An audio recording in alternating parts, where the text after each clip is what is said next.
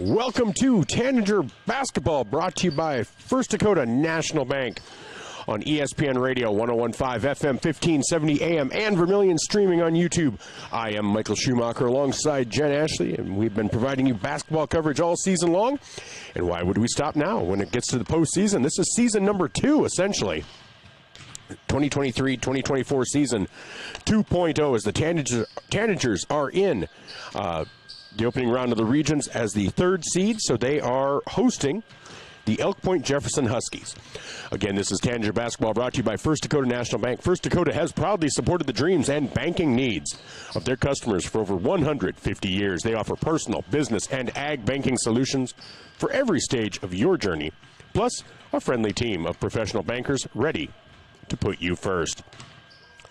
So again, as I said, I'm Michael Schumacher, alongside Jen Ashley, and this is Tanager Basketball. The Tanagers come into this game 13-7 on the season.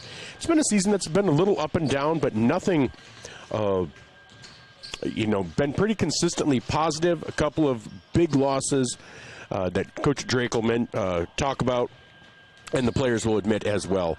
That loss to Sioux Falls Christian got out of hand early, and then just they could not get back into it. But other than that, you look at that Lennox game. Lennox got a little bit out of hand, ended up being a 20-point loss, but they were able to claw back, and then it got a little bit away from them again. So other than those 2 games, Vermillion has been in everything. And so we're going to take a look at how they got here, how EPJ got here. They are 7-13, but don't let that 7-13 record fool you. They are a team led by seniors that have known big moments and big games. They were the runners-up last year in Class A in basketball. They were the state champions last year in the 2022-2023 season in football. They made it to the semifinals this year in Class A, Class B football. So this senior class knows how to win. They know about big games. This Vermillion team, they're still learning how to win. And but what you've seen, and we'll talk about it when we talk about with Coach Drake, is the evolution of the leadership of this team. Now, Zone Robinson, not the statistical leader of this team, but he is the floor general for this team. And you're going to say, well, no, Trey Hansen brings the ball up. He does. But Zone Robinson is a steadying influence out there. Trey Hansen and Bryson Skogsberg, both great talents, but they're young. And so what you've seen is, while they might do a lot of damage scoring and get a lot of accolades that way, Zone Robinson, and then to another extent, Carter Hansen, are the leaders out on this court. Carter Hansen takes the lead when it comes to covering probably the best offensive player on the opposing team. Zone Robinson, more unassuming, lets the game come to him, doesn't do too much, but steps up when needed. When they need a basket, he's willing to take that 3-point shot. He's willing to drive to the basket. So Zone Robinson doing what a senior does, providing that leadership. Connor Rohrig, same thing. He is... these players are playing as if they only have 1 game left, 2 games left, 3 games left. They can see the end of their high school basketball careers, and they are playing as such. They play with that will to win. And you'll see that with Cole Tweeton, too. Cole Tweeton has really stepped up. He made his presence known in the last game as well, and so you're going to see if he can make a presence tonight. And he's a matchup difference. He's not able to match up against everybody, but, boy, when he can, he's somebody you want out on that court. And so we're going to talk about that and more as we get going with this First Dakota National Bank pregame show. Again, I'm Michael Schumacher alongside Jen Ashley, and this is Tanager Basketball. We'll be back with interviews with both coaches. We'll talk about the most recent prep media poll and look at the games going around the state tonight as we continue with our pregame show here on ESPN Radio, 101.5 FM, 1570 AM, and Vermillion streaming on YouTube. Safe means you're sort of protecting yourself. My mom and dad told me how to be safe. It's like super duper important. Hold a grown-up's hands. Put a helmet on because you might hurt your head super duper bad. Protect their future by protecting yours with your local State Farm agent, Dick Sunday. Best Ready Mix and Equipment is your locally owned and operated ready mix company. The Oshkosh front discharge mixers allow for easy placement of concrete, and with the 6-wheel drive and low-range transfer case, they're nearly unstoppable. More of a do-it-yourself fan? Midwest Ready Mix and Equipment is teaming up with Clark's Rentals in Yankton, bringing you a wide range of hand tools, mini excavators, skid steers, aerial lift equipment, and more to get the job done. Choose Midwest Ready Mix and Equipment for all your concrete needs, and Clark's Rentals, your rental equipment headquarters. Blaine Olson, owner of Blaine's Body Shop in Vermillion. I grew up here, graduated here, and now have a business here. I'm proud to serve the community that has helped me live this dream. I have top-notch equipment, the latest in training, along with the work ethic and the desire to serve you. Should you need repairs in the future, please remember Blaine's Body Shop across from Polaris on the Highway 50 bypass in Vermillion. Blaine's Body Shop. Automotive collision repair. Now online at blainesbodyshop.com.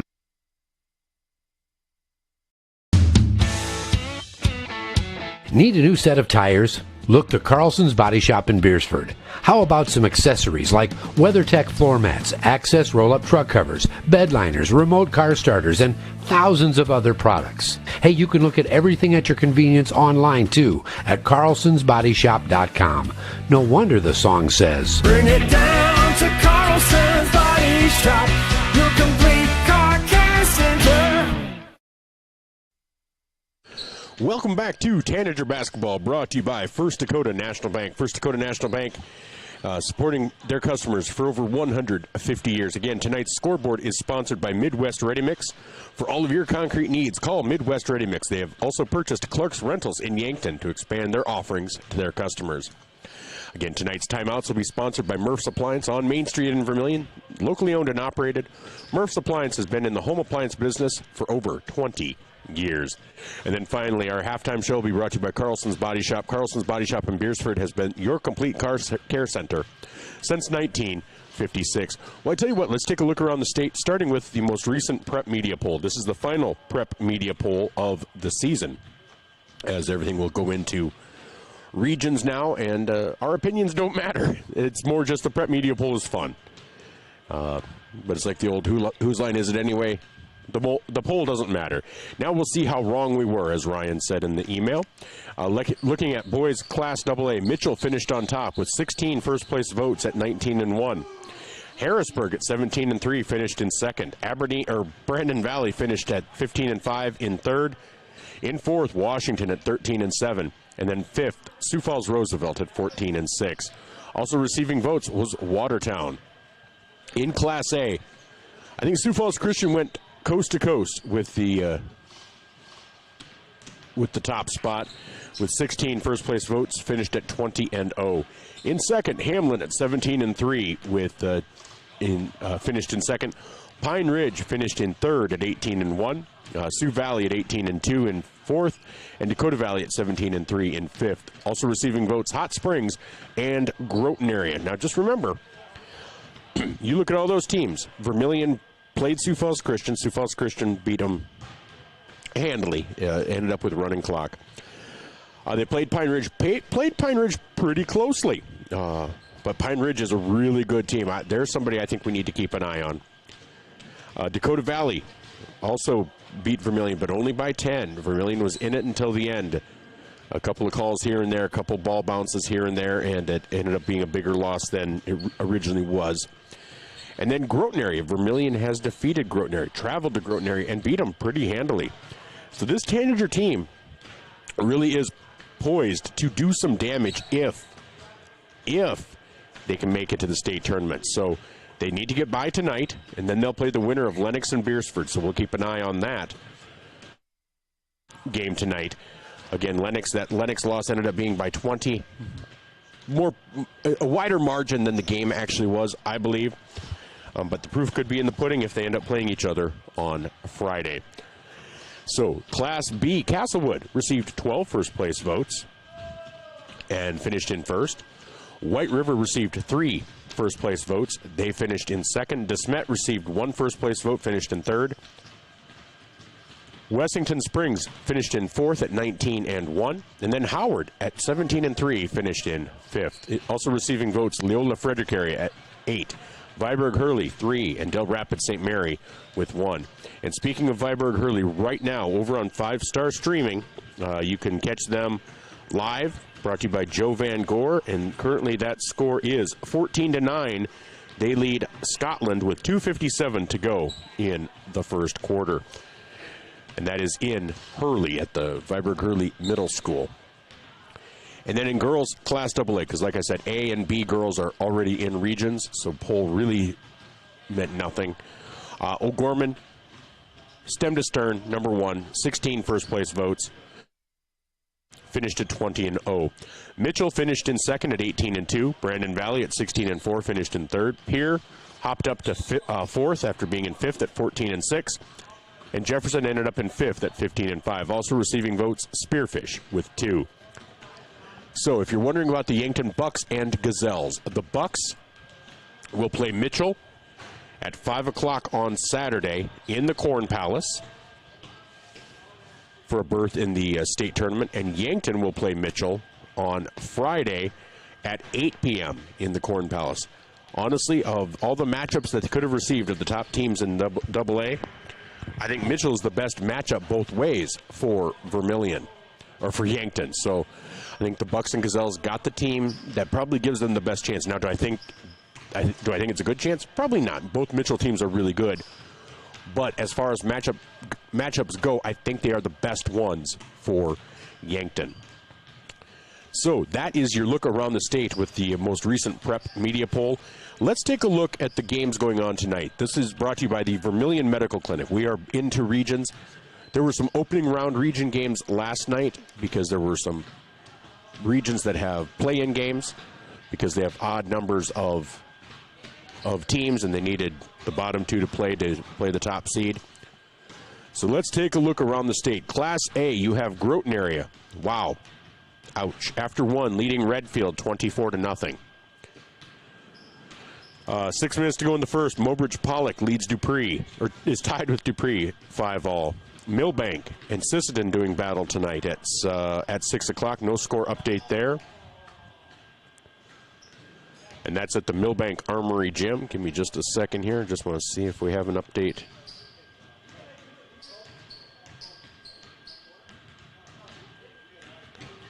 Yes, Millbank currently leads Sisseton 7-4. Stanley County versus Crow Creek starts at 6:30. And actually, it's at Cheyenne Eagle Butte. Sioux Falls Christian hosting Garrettson starts at 7. Del Rapids versus Tri-Valley starts at 7.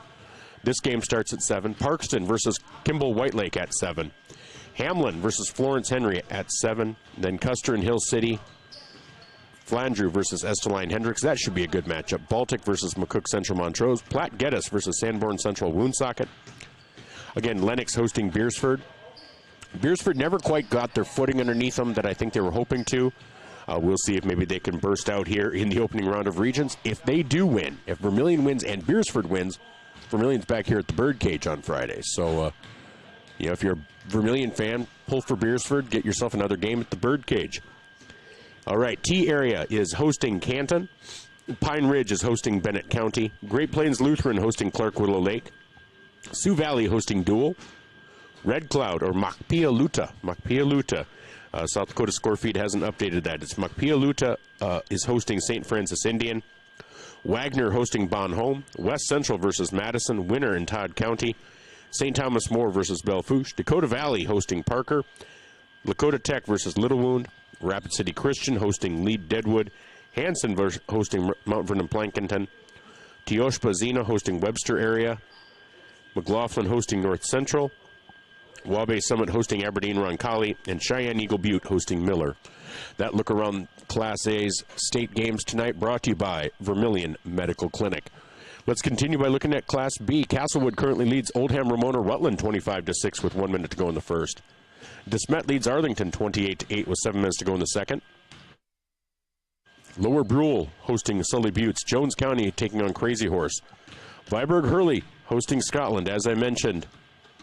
Viborg Hurley was in the lead. Let's see if there's an update on that.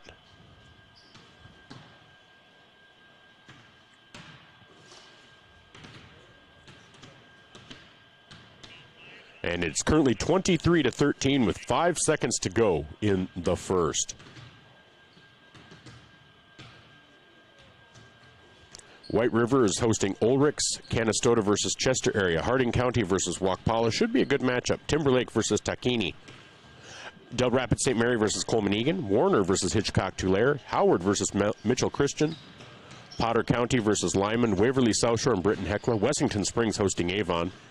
Ethan hosting Bridgewater Emory. That should be a good one. Phillip versus New Underwood. Tripp Delmont Armour versus Andes Central. Dakota Christian. Ipswich versus Highmore Herald. Wessington Springs versus Avon. I already had that one, I thought, but who knows. Fulton area versus Harriet Selby area. Aberdeen Christian and Northwestern. Gregory and Burke. Marty and Corsica Stickney. Leola Frederick area and Wilmot. Faith and Tehachapi Topa. Alcester Hudson hosting Gayville Vollen. Now that game will immediately follow the Scotland and Viborg Hurley game that's on 5-star streaming. So once this game is done, you can go over to 5-star streaming and watch that. Wolsey Wessington and Iroquois Lake Preston. Dubrick area and James Valley Christian. Lemon and Bison. Centerville versus Freeman Academy Marion. And Wall versus Kadoka area. Those are the games around the state in both Class A and B, brought to you by Vermillion Medical Clinic. We'll be back in 2 minutes here on ESPN Radio, 101.5 FM, 1570 AM, KVTK, and Vermillion streaming on YouTube. Clay County Abstract and Title Company has a complex job that boils down to something very simple: helping you purchase your dream with confidence. When investing in a new home, a new site for your business, or piece of property, you want peace of mind that the property is truly yours. Clay County Abstract and Title Company has been doing just that since 1946. Clay County Abstract and Title Company, proud supporters of Vermillion activities and proud to be a part of your dreams come true. Cherry Street, Vermillion.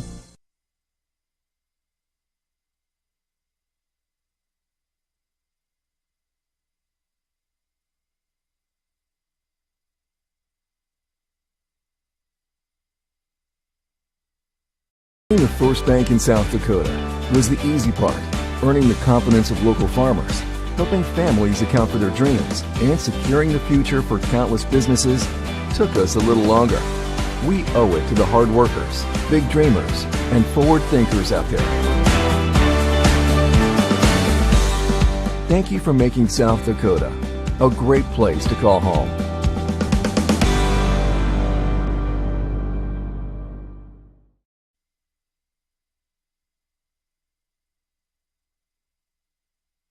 Digital Solutions started small, but now we're growing as FDS provides live streaming coverage for over 20 schools across 3 different states on our Fuller Digital Solutions YouTube channel. Subscribe to get notified when we go live for your school events. Big events are captured live, and your business can get noticed with advertising during our live streams. Local talent and camera operators are encouraged to contact us too for future employment. No experience necessary. We will train. For information about advertising or working with Fuller Digital Solutions, email us and follow us on Facebook.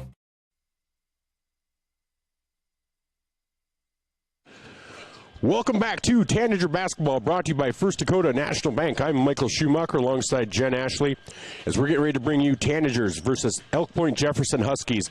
Let's take a look at as to how these two teams got here. First, let's take a look at EPJ.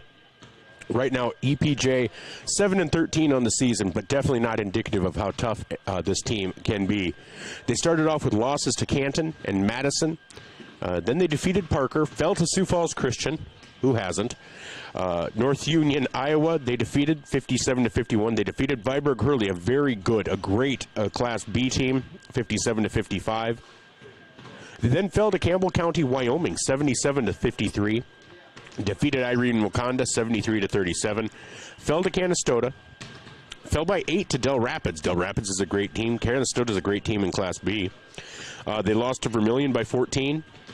Lost to Akron Westfield by 7. They lost to Tri-Valley by 4, and then they defeated Sisseton. Lost to Lennox by 3. Fell to Dakota Valley. Beat Beersford. Lost to Ponca, a great Ponca team who's 22-2 on the season. And then they fell to T-Area. Defeated West Central last week on the 19th to close out their regular season. They're coming in with about 8 days of rest, coming in fresh, coming in renewed, so they shouldn't have any lingering injuries. Didn't sound like they were, so that's how EPJ got here. EPJ, their starting five will be Garrett Merkley, a 6-foot senior guard. Carson Timmons, a 5'10 senior guard. Caden Moore, 5'10 senior guard. Reed Saylor, 6'3 senior forward. And Evan Fornia, a 6'7 senior forward. Each senior is listed as a captain on this team. Their head coach is TJ Otkin. Assistant coaches are Ryan Austin, Zach Ronning, and Dan Trudeau. And speaking of Coach Otkin, we had that interview earlier today with him, and here is how that went. Welcome back to our coaches conversation as part of our First Dakota National Bank pregame show. We have Coach Otkin on the line of the Elk Point-Jefferson Huskies. Coach, it's season 2.0. How are you feeling today? I feel good. It's going to be a beautiful day, a great day to prep for the postseason. So I like where we're at. Well, and you know, the thing is, once postseason is here, anything can happen. It's always it's a one and done. You know, somebody has an on night, and your team thrives, or somebody has an off night, and that's the end of everything. I think we saw that last week with the Wagner girls, you know, so anything can happen. And you come into this game starting 5 seniors. There's a certain value to having that kind of experience and leadership, because they're experienced with big games, not just on the basketball court, but on the football field as well. What does that mean to your team? Yeah, I think that carries a lot of weight in the postseason and what you're trying to accomplish, and not wanting your season, or for those guys, your careers to be over in the game of basketball. So I think that carries a lot of weight. Obviously, you still have to go out and execute, but I know our seniors and our entire team don't want it to be over yet. They want to keep this thing rolling. So obviously, we'll try to use that to our advantage. We've played in a lot of big games throughout the course of their careers, and they know what it takes. So I don't think that the moment is going to be too big for them. I think they're ready and excited to go, and we'll see where that takes us. Well, and why don't you talk about those seniors just a little bit about what they've meant to your program? Yeah, they're a dedicated group of guys. You know, I spent a lot of time with a lot of them coaching football, too. All 5 of them play football as well, and then a lot of time this summer just spent going to camps and to league stuff that we do at the Pentagon and stuff. So, you know, a couple of them, Reed and Evan, probably spent more time with them than anyone. And they're dedicated. They love the game of basketball, and they love to compete is probably the biggest thing. And, you know, they've helped build this thing from the ground up. 5 years ago, they were 8th graders, was my first year here, and they practiced with us for the first couple weeks and dedicated their time to just really helping this thing turn around and get us to a competitive state where we were competitive night in and night out. And I don't think that you can ever overlook the accomplishments and the commitments that they've given to our program to help put it in a place that it is today. Well, and it's you know, you're a team that this season maybe hasn't been as successful as you wanted to, but you've been really competitive, and really competitive against some really good teams, where a bounce here and a bounce there, all of a sudden that record is flipped on its head. And you're playing some good ball. You came off a really good win against Lennox at the end of January. You know, you played Dakota Valley competitive. You beat Beersford, close against Ponca, who's a really great team down in Nebraska, and coming off a really decisive win over West Central. How do you feel heading into this, that your team is playing compared to the rest of the season, maybe? Yeah, we've lost some really close games. You know, our losses have been by an average of 8 points. So when you think of it that way, especially in the conference and the region that we play in, I think that says a lot about our guys and how competitive they are. Obviously, we're not into moral victories by any means, but it does say something about the competitive nature that they bring to the table and how we can compete with anyone in the state. I think we put all 4 quarters together against West Central and really showed the type of team that we can be.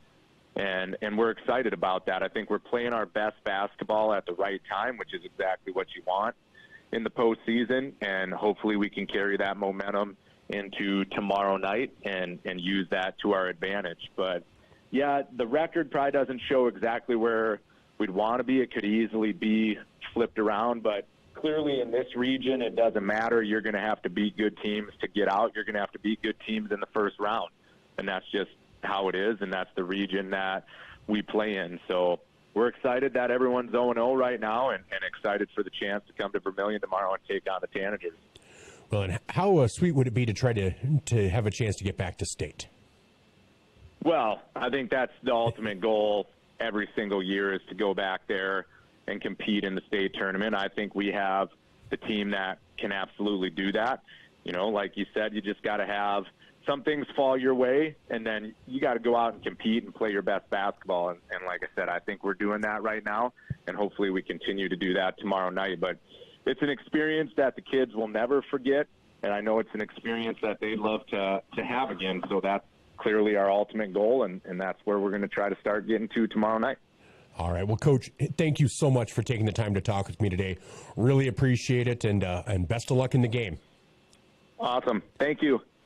That was Coach TJ Otkin of the Elk Point-Jefferson Huskies here on our First Dakota National Bank pregame show. We'll be back with more after these messages on ESPN Radio, 101.5 FM, 1570 AM, and Vermillion streaming on YouTube, brought to you by our Vermillion sportscasters.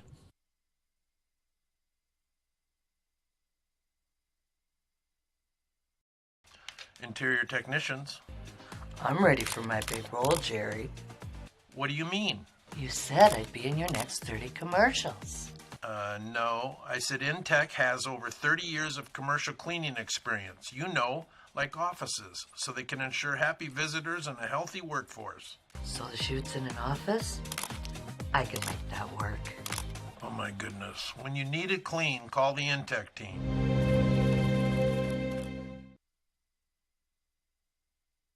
Knutson Family Dentistry in Vermillion, they strive to provide the highest quality patient-centered dental care in a friendly, relaxing atmosphere. Knutson Family Dentistry works hard to provide the best cosmetic, general, and emergency dental treatment in the area. With over 50 years of combined dental experience, the latest dental technology, and a professional and compassionate staff, they're your top choice for dental care. Call for an appointment at 605-857-8008. Knutson Family Dentistry of Vermillion. Eliminate the wait when your furnace and AC needs repair by joining Larry's Heating and Cooling, Comfort Care, and Elite Care Club. Larry's Comfort Care Club features seasonal maintenance discounts on service and no overtime charges. Larry's Elite Club includes seasonal maintenance, free parts, free labor, free service calls, and both mean you are in front of the line for service. Call Larry's Heating and Cooling and sign up for the Comfort Care or Elite Care Club. Larry's Heating and Cooling, Yankton and Vermillion. You are self-motivated, accountable, and eager to learn new skills. We'd love to talk to you about a rock star career. Masaba in Vermillion is hiring full and part-time manufacturing positions for the rock industry. Masaba provides comprehensive training in a clean, safe, and state-of-the-art facility. Masaba offers competitive wages, a fun and interesting work environment and culture. Join our team of rock stars. Visit masabainc.com to learn more.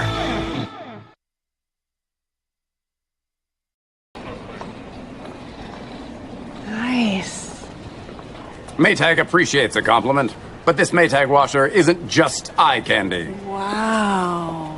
Inside, it's got the capacity and power to handle even the mightiest loads. I love this. Yeah, she's a beaut. It's a he. How do you know? Don't worry about it. Find Maytag products and the industry's best appliances at your local dealer. Murph's Appliance, downtown Vermillion. Pied Piper Flowers and Gifts, your floral and gift store on the corner of 15th and Broadway. We have what you need this holiday season. The freshest flowers and plants, home decor, candles, games, puzzles, socks, a great foodie corner, and of course beautiful jewelry, because we love things that sparkle. Be sure to stop by and see all that we have. It will surprise you. Shop local, shop Pied Piper Flowers and Gifts, your floral and gift store.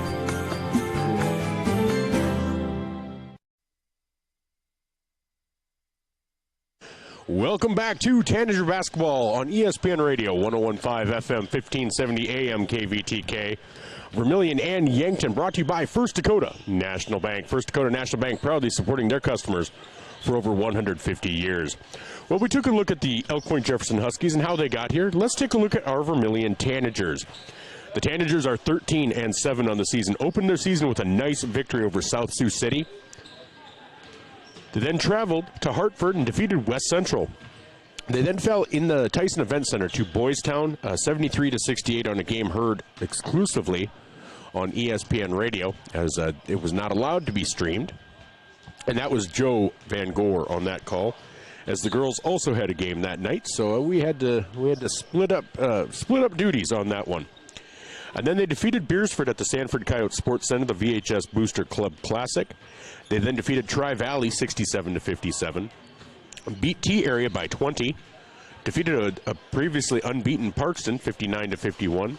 They defeated Elk Point-Jefferson, this EPJ team, 71-57 on January 16th, so not that long ago. I mean, if you think about it, about 5 weeks ago, 6 weeks ago, they defeated EPJ 71-57. They then turned around on the 20th and fell to Sioux Falls Christian 81-50. That got to 30 points, ended up being running clock. That was really the first and probably most significant loss of the season for these Tanagers. They then fell to Pine Ridge. I was going to say Prime Rib, but Pine Ridge 72-64. I'm a dolt sometimes. 8-point loss.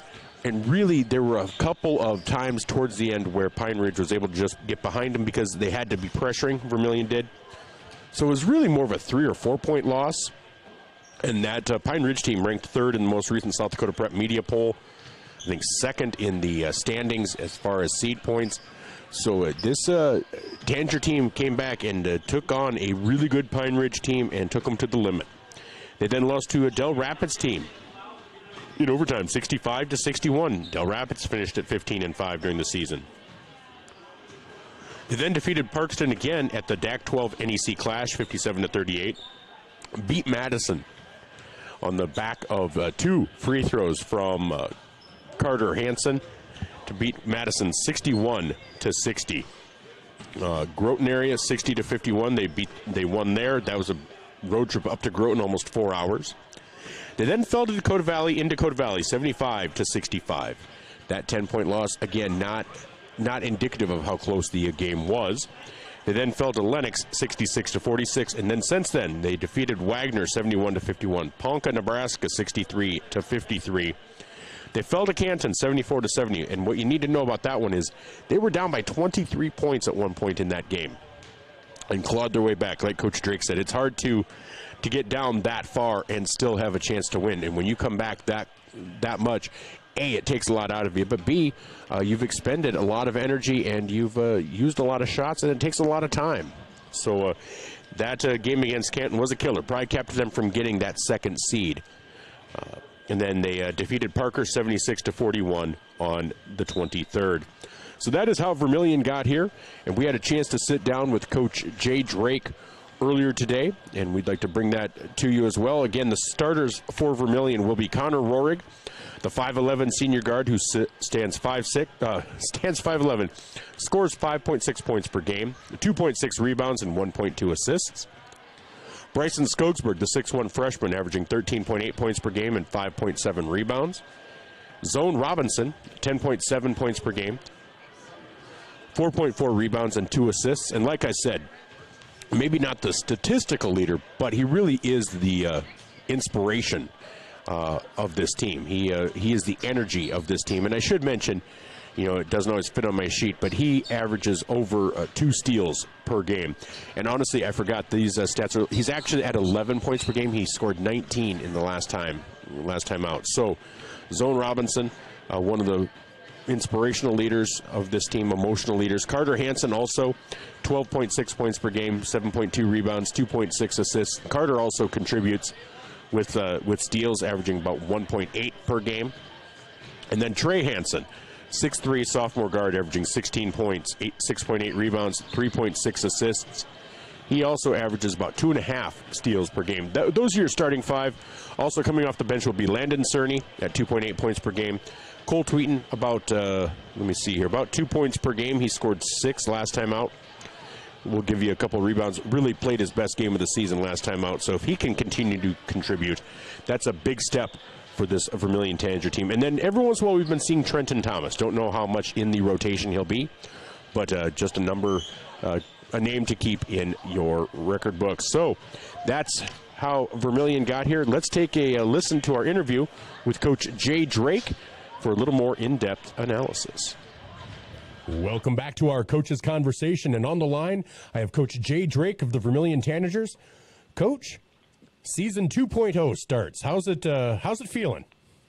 Yeah, it's what you work for, obviously, all season long is to try to get yourself in the best possible position going into the postseason, and also trying to play your best basketball going into the postseason. And I think you kind of mentioned it the other night. It's crazy how fast it goes. You start on that Monday after Thanksgiving every year for boys, and before you know it, you're sitting here, and it's now end of February and start of region tournaments. So I know our guys are excited, and like anything, it's a one-game season every night, and you're trying to play your best game of the year. And if you do that, you feel you can move on, and if you don't, obviously your season could be done. Well, and that's exactly right. It's a whole new emphasis.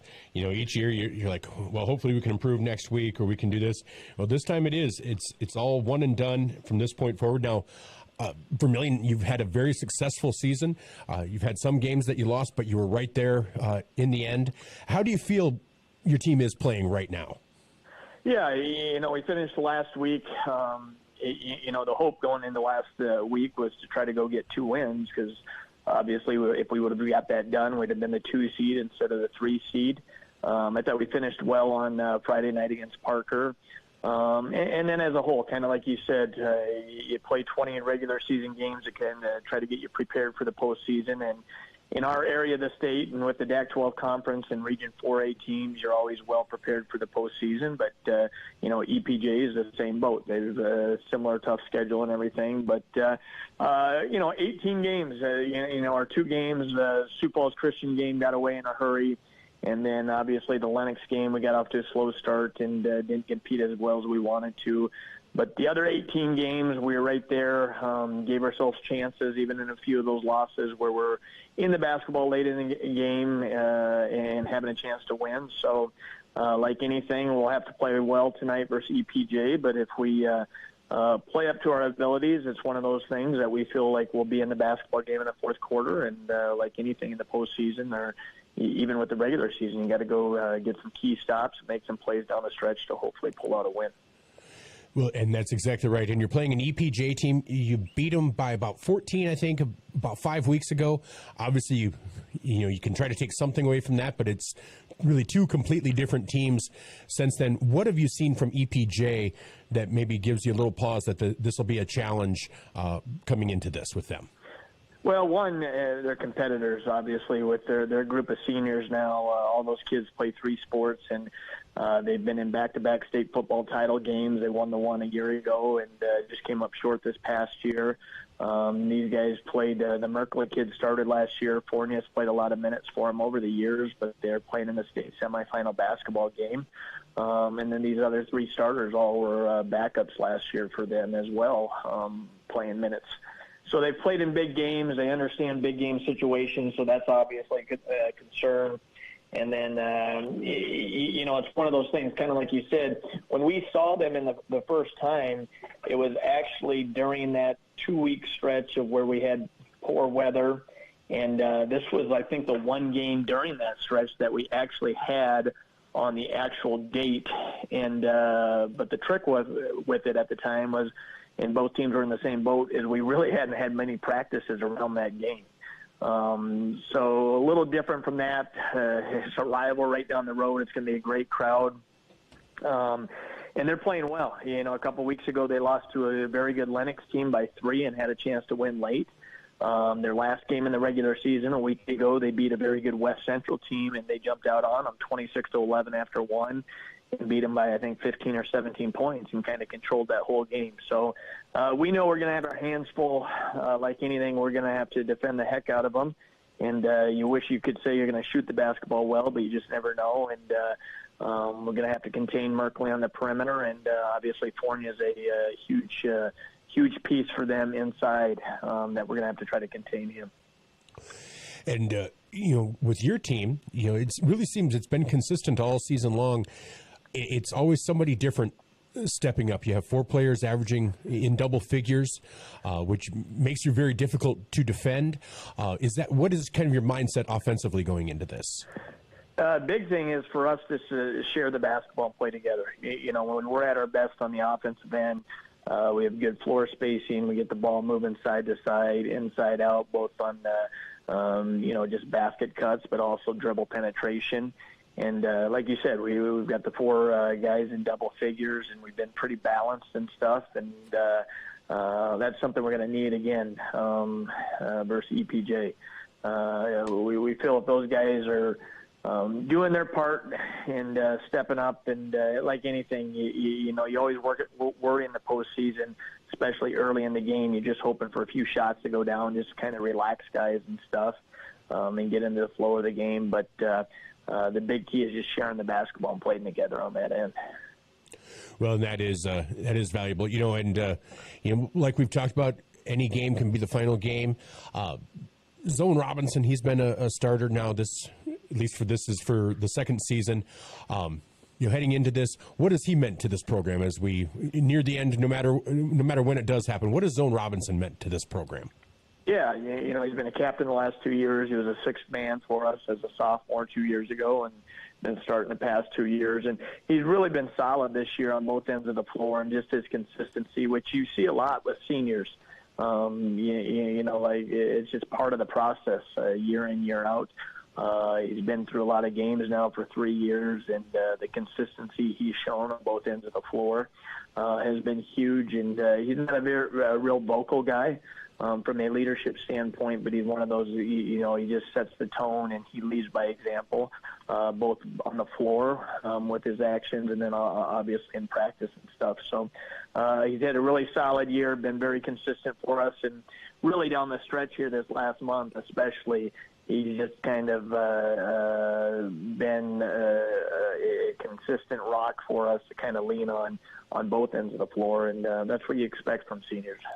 Well, that was something I definitely noticed. It seems like, especially the last, like you said, month and a half, he's really allowed the game to come to him. He's not pressing, but he's able to step up when the team needs somebody to just kind of take the torch and lead with it.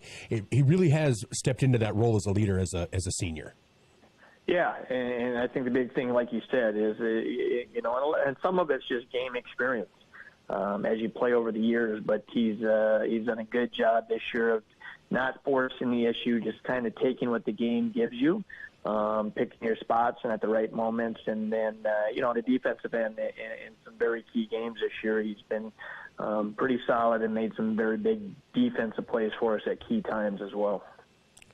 Well, Coach, I'm excited. Like we said, postseason's here. Third seed, you guys get to host one at the Birdcage. Hopefully the crowd gets out and supports you guys, and we can continue on into the next round. Yeah, we hope so. It should be a great crowd. Obviously, EPJ will be bring a lot of fans, and we have no doubt that our home fans will come out and support our guys, and I know our guys appreciate that, and could be a factor in the game, obviously. So hopefully, kind of with our group and in our gym and with our fans, we can play well for them and hopefully try to get on to the next round. Well, that'd be great. Well, Coach, again, as always, thank you so much for taking the time to talk with me today. Really appreciate it, and I look forward to talking to you after the game. All right. Thanks a lot, Michael. That was Coach Jay Drake of the Vermillion Tanagers here on our First Dakota National Bank pregame show. We'll be back with more after these messages from our Vermillion Sportscaster sponsors. Your crew is craving Pizza Ranch? It's easy to order online at pizzaranch.com. Online ordering makes it fast and easy to order craveable crispy ranch chicken or build your favorite pizza exactly how you like it. And now, for even more convenience, place your favorite order with just one tap. So when you're craving pizza or the country's best chicken, go to PizzaRanch.com and start your order. For craveable food and convenient online ordering, there's so much to love at Pizza Ranch. For the Perks card from Pump and Pack? Well, guess what? There's an addition, not just a card, it's an app. The Pump and Perks app and the Pump and Perks card from Pump and Pack, Vermillion. Just go to their Facebook page, Pump and Pack, and scan the QR code and you're in. Or go to the store, Pump and Pack, and get the card. Then download the app. Each one does the same thing. Like give you 5 cents off per gallon every day, except for Sunday it's doubled with the Perks card from Pump and Pack, Vermillion. Welcome to Runnings in Vermillion. Shop their great lineup of clothes for women, names like Ariat and Carhartt for men, boots and shoes and kids' clothing. Runnings has a large supply of animal food and accessories. Love the outdoors? See the selection of ammo, firearms, and fishing equipment. For everything you need, walk through the doors at Runnings, your home, farm, and outdoor store, Vermillion. Sherco in Vermillion is a full-service service center. Sherco LLC is an industry-leading supplier of tarp systems to the transportation industry and is located in Vermillion, South Dakota.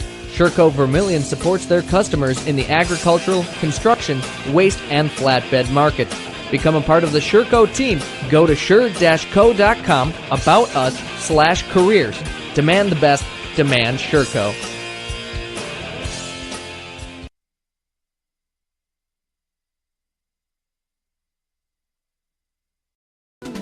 Visit our sleep experts at the Yankton Slumberland. With over 50 mattresses to choose from, we carry every price, free financing options, and the most trusted brands in the nation like Stearns & Foster, Sealy, and Tempur-Pedic. Snoring or lower back pain tormenting you? Seek relief with an adjustable power base. Fall asleep faster and cooler with our sheets and pillow selection. With a 120-night sleep trial, you can't make a mistake. See us today at the Yankton Slumberland, 2401 Broadway. Visit our sleep experts at the Yankton Slumberland. With over 50 mattresses to choose from, we carry every price, free financing options, and the most trusted brands in the nation like Stearns & Foster, Sealy, and Tempur-Pedic. Snoring or lower back pain tormenting you? Seek relief with an adjustable power base. Fall asleep faster and cooler with our sheets and pillow selection. With a 120-night sleep trial, you can't make a mistake. See us today at the Yankton Slumberland, 2401 Broadway.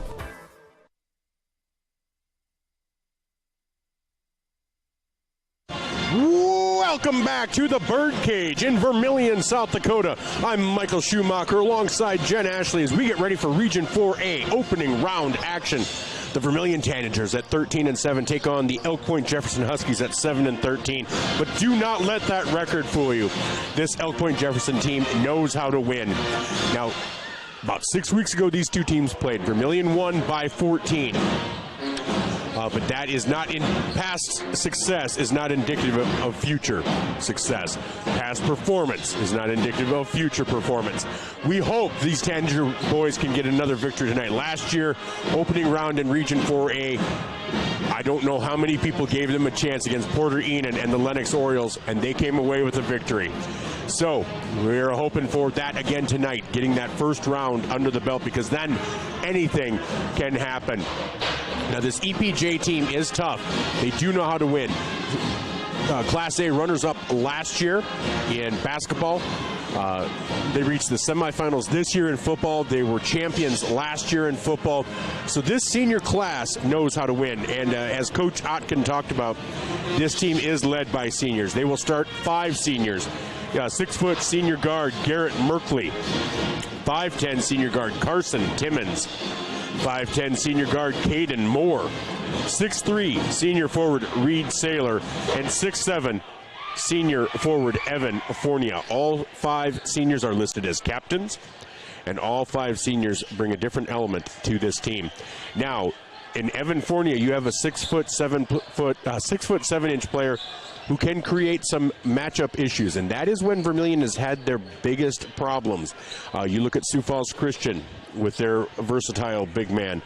Dakota Valley, with their versatile big man, have given the most fits to these Tanagers. Even Madison, probably a team that Vermillion is better overall. They had a solid 6'8" player who could play both defense and offense. And so that is why the development and the elevation of Cole Tweeton's game has been so important. If Cole Tweeton can be out there and be a solid presence and maybe help neutralize Evan Fournier, that's going to lead to a lot of good things for Vermillion because they are very athletic.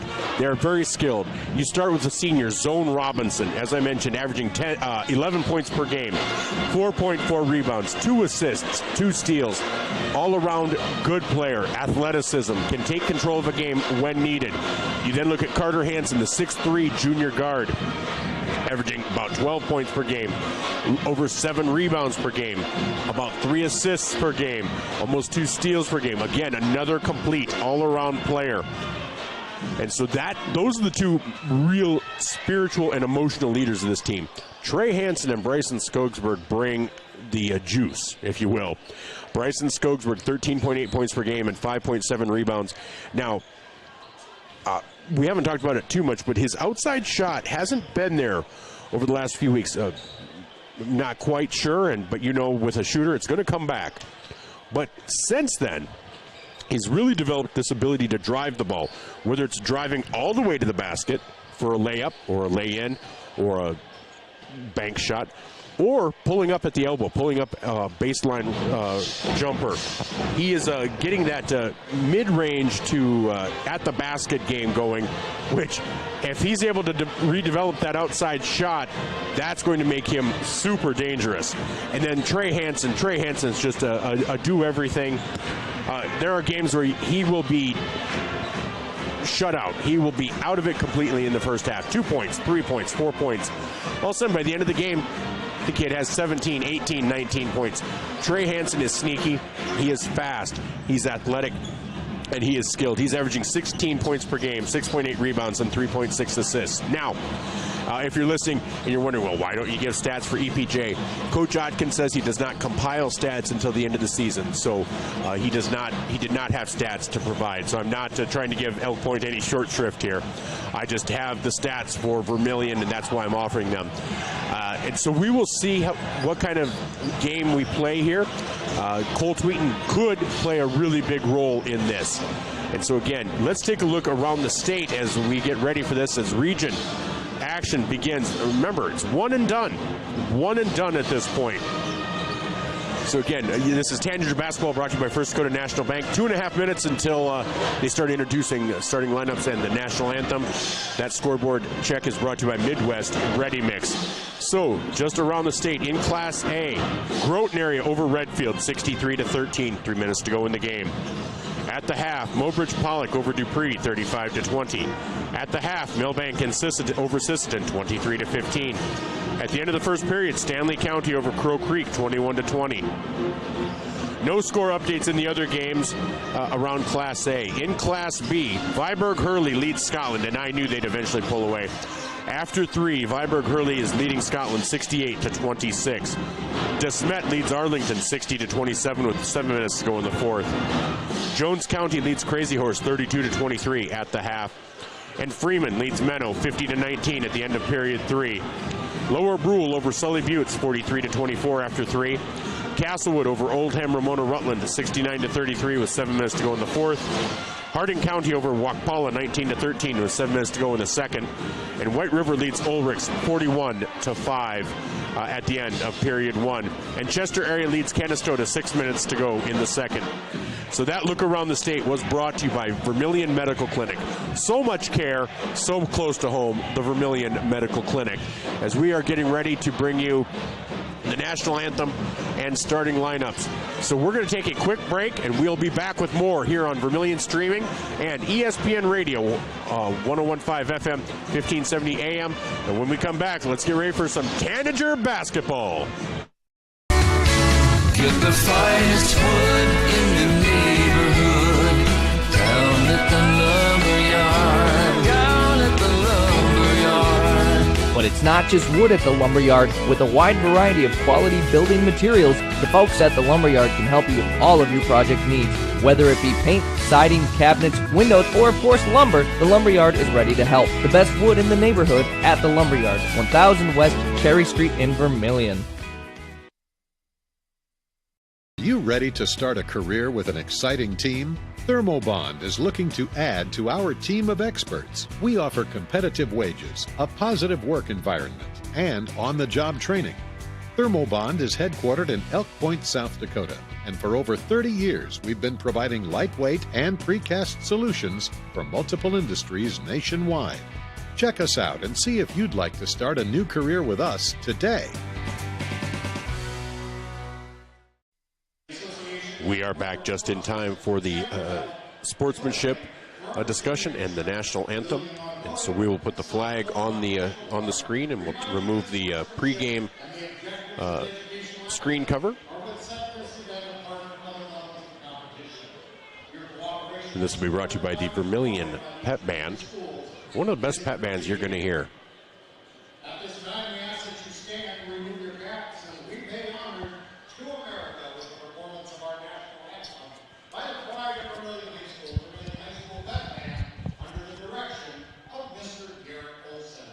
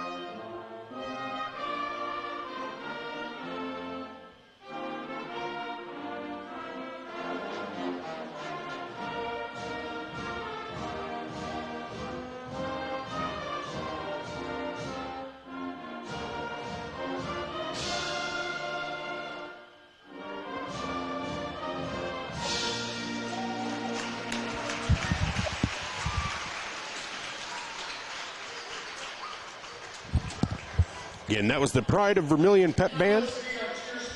I tell you, you got to love it with the national anthem. Everyone stands, everyone removes their cap.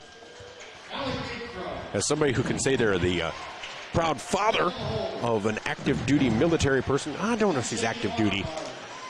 Those terms are different. She was active duty when she was in class, but she is a National Guard person, just reclassed as a mechanic. And so just excited whenever I see respect for the national anthem. So a shout out to Leela and to my dad, Gary Schumacher, longtime veteran, a member of the American Legion in Crofton, and so many other veterans out there who have chosen to sacrifice their time and risk their lives for our country. Well, they are introducing the starting lineups. Again, for Elk Point-Jefferson, all seniors, 6-foot senior guard Garrett Merkley, 5'10" senior guard Carson Timmons, 5'10" senior guard Caden Moore, 6'3" senior forward Reed Saylor, and 6'7" senior forward Evan Fournier. And again, for Vermillion, it has been this starting lineup the entire season from beginning to end. You're looking at number 20, 5'11", senior guard Connor Rohrig, averaging 5.6 points, 2.6 rebounds, and 1.2 assists. 6'1" freshman guard, number 22, Bryson Skogsberg, 13.8 points per game and 5.7 rebounds. Zone Robinson, a 6'1" senior guard, number 23. We got to give him the treatment. Zone Robinson, 10.7 points per game, 4.4 rebounds, and 2 assists. Actually, more like 11 points per game. I forgot to get the last game stats into my system here. 6'3" junior guard, number 24, Carter Hansen, 12.6 points per game, 7.2 rebounds, and 2.6 assists. And finally, 6'3" sophomore guard, number 33, Trey Hansen, 16 points per game, 7 rebounds per game, and 3.6 assists. Jumping for Elk Point-Jefferson will be, big surprise, number 33, 6'7" senior Evan Fournier. Jumping for Vermillion, as usual, 6'3" sophomore, 6'3" junior Carter Hansen. I don't know that Carter's been equally as tall as anybody that he's jumped against this season, but he has won a few, so good for him. All right, we're getting ready for some Tanager basketball. Boy, and he almost met Fournier. Pinky to pinky there. All right, here's the ball in the hands of Reed Saylor, down in the corner to Carson Timmons. Ooh, that pass almost stolen away, and is stolen away by Connor Rohrig. Rohrig does not have numbers, tries to get to Carter Hansen. That pass is behind Hansen, out of bounds. That turnover will go back to Elk Point-Jefferson. That, you think maybe that's just the beginning, that's just the start.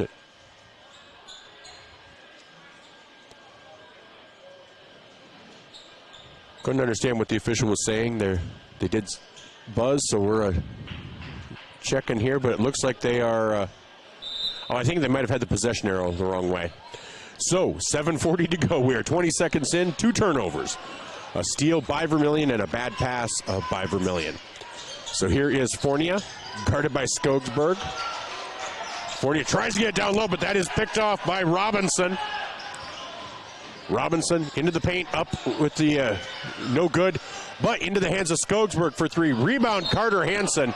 And Hansen is undercut a little bit there by Reed Saylor. No, by Carson Timmons. And Timmons will pick up his first personal foul.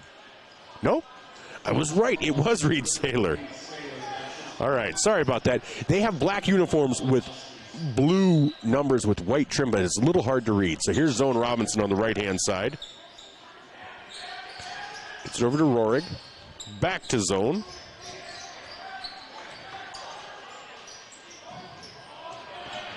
And Carter Hansen with the reverse layup. Nice move by Carter Hansen to score the first points of the game. 2-0. 1 minute in. Vermillion leads EPJ. And here is Caden Moore. Into the hands of Reed Saylor. Oh, Fournier down low. Goes up. And that's going to be a mismatch. Fournier is a skilled player. So 2-2, 6:40 to go. Here's Zone Robinson out to Skogsberg. Skogsberg for 3 off the back iron, but rebound into the hands of Carson Timmons. Timmons with his rebound. Long 3-point attempt, and that is Reed Saylor for 3. Makes the score 5-2. EPJ with their first lead of the game. Skogsberg a little off the mark on his first 2 3-point attempts. Here's Zone Robinson on the left-hand side. Drives into the paint, kicks it over to Trey Hansen.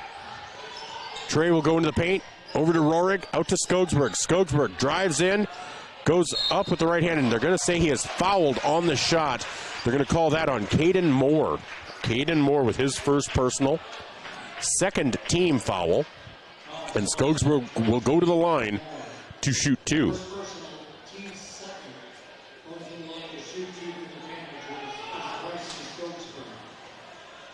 So Skogsberg at the line to shoot 2. First free throw is short. Now Skogsberg on the season averages 74% from the free throw line.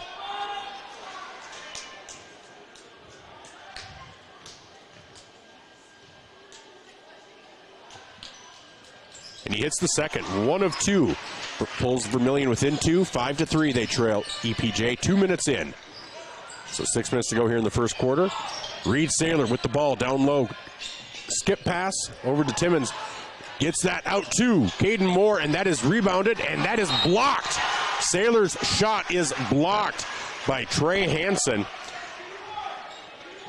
I think Trey's probably lucky they didn't call a foul. A swat like that often ends up in a foul call, so we'll see if that's indicative of maybe allowing a little more contact.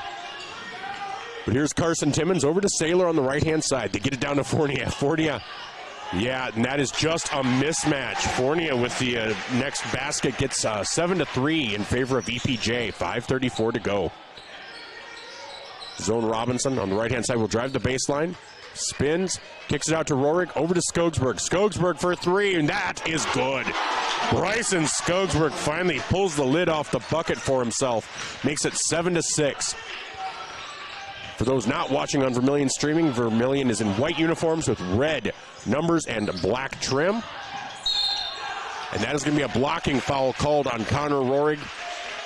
I don't know if they would have called it if he hadn't brought his hand down, but that created contact. I don't know that Merkley was going to make it, but it was good movement by Merkley to bring that in. So Connor Rohrig with his first personal.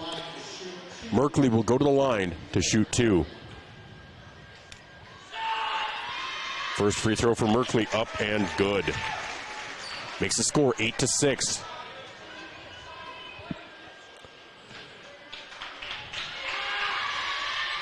And that makes it 9-6. All right, Carter Hansen brings the ball up. 5 minutes to go here in the first quarter.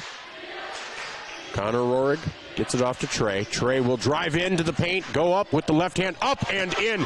Hits the deck, no foul called, but he does get the bucket. Makes it 9-8, 4:52 to go. And that's the kind of dynamic play. And that ball goes through the hands of Saylor into the hands of Skogsberg, and Skogsberg tosses it right back. So Rohrig and Skogsberg each with a bad pass following a steal. Those are things that Coach Drake is going to want to talk about. And Garrett Merkley with a nice three-pointer makes it 12-8, 4:27 to go. Trey Hansen drives the baseline up with the right hand and in. Hits the deck again. Don't want to see him hitting the deck too much. He's going to hurt something. I mean, not like me. I'm old. I'd hurt just watching it. But you hit the deck too much. 12-10, halfway through this first quarter. Both starting fives still in there. Here's Saylor, gets it down low to Fournier. Off his fingertips into the hands of Bryson Skogsberg. Skogsberg over to Rohrig. Rohrig drives in, and Rohrig is trips. I don't know if it was incidental or not, but no foul called. Like I said, I think they're going to allow plenty of contact, so that pass is knocked away by Skogsberg. Checking in for Vermillion is Cole Tweeten for Connor Rohrig. Checking in for EPJ, number 32, Ashton Fairbanks. And number 20, Grayson Gerard. That ball stolen away by Skogsberg. That's 4 steals for Skogsberg already. Passes up ahead to Trey Hansen, no good. Rebound, Zone Robinson, up and in. Zone Robinson with the rebound and the putback. Makes it 12-12, 3:29 to go here in the first quarter. Here's Merkley with the ball. Up top, has it knocked away by Carter Hansen. Into the hands of Caden Moore. Back to Merkley. Nice defense there by Carter Hansen. That is what Carter does. That's why you always put him on the best player, the most athletic player. Nice pass hitting a cutting Ashton Fairbanks by Evan Fournier. So Ashton Fairbanks makes it 14-12, 3 minutes to go here in the first quarter. Great ball movement there by EPJ. Here's Carter Hansen. Drives in. Little floater up, no good. Oh, wow. And they're going to call a foul on Cole Tweeten, who went up and just swatted it out. Wow. For the contact that they've allowed on both ends, that's a surprising call. I will say that. So, Cole's first personal, second team with 2:50 to go here in the first quarter. Vermillion trails 14-12. In there now, Landon Johnson, number 34.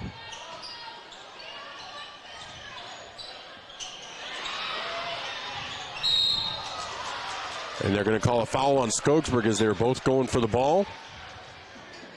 That'll be Bryson's first personal, third team foul. So after being kind of loosey-goosey, now they're calling it tight. That's frustrating if you're a player just because you want the consistency. Landon Cerny checks in for Bryson Skogsberg. And they get it into Grayson Gerard. Gerard brings it around top. Gets it out to Caden Moore.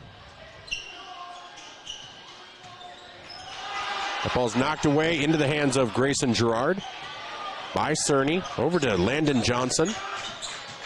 Here's Moore, drives in. No travel called. And that is knocked out to Fairbanks. Fairbanks backs up for the three. No good. And Trey Hansen, into the hands of Carter Hansen. Is a lot of bumping going on. 14-12, 2 minutes to go here in the first quarter. Carter Hansen goes up, no foul called. He looked to the official and nothing there, but ties it up 14-14 with 1:58 to go. And physical play isn't Vermillion's strong suit, so We're going to see if this plays effect. Now that is a miss. Rebound by Cerny over to Zone Robinson. Landon Cerny making his presence known. Zone short jumper in the paint, up and good. Zone Robinson with his second bucket of the night gives him 4 points. Vermillion has the lead at 16-14. So here's Caden Moore, short jumper on the baseline, no good. Rebound, Zone Robinson. Zone Robinson playing like he knows this could be his last game. Zone Robinson goes up, no foul, a lot of contact, unable to make the bucket. That pass is knocked away by Trey Hansen. Trey thought it was knocked out of bounds by Carson Timmons, but the official said no. So checking back in, Garrett Merkley and Evan Fournier. Checking out, Caden Moore and Landon Johnson. So here's Merkley coming across midcourt. Minute 11 to go here in the first quarter. Good game. Vermillion leads 16-14. And Skogsberg checked back in for Zone Robinson, but looks like Zone's going to be checking back in here shortly. Oh, that ball is just lost by Ashton Fairbanks into the hands of Trey Hansen. Hansen goes coast to coast. Trey Hansen with the steal and the score. 45 seconds to go. Vermillion up 4, their biggest lead. Here's Merkley, drives in, puts it up, no good.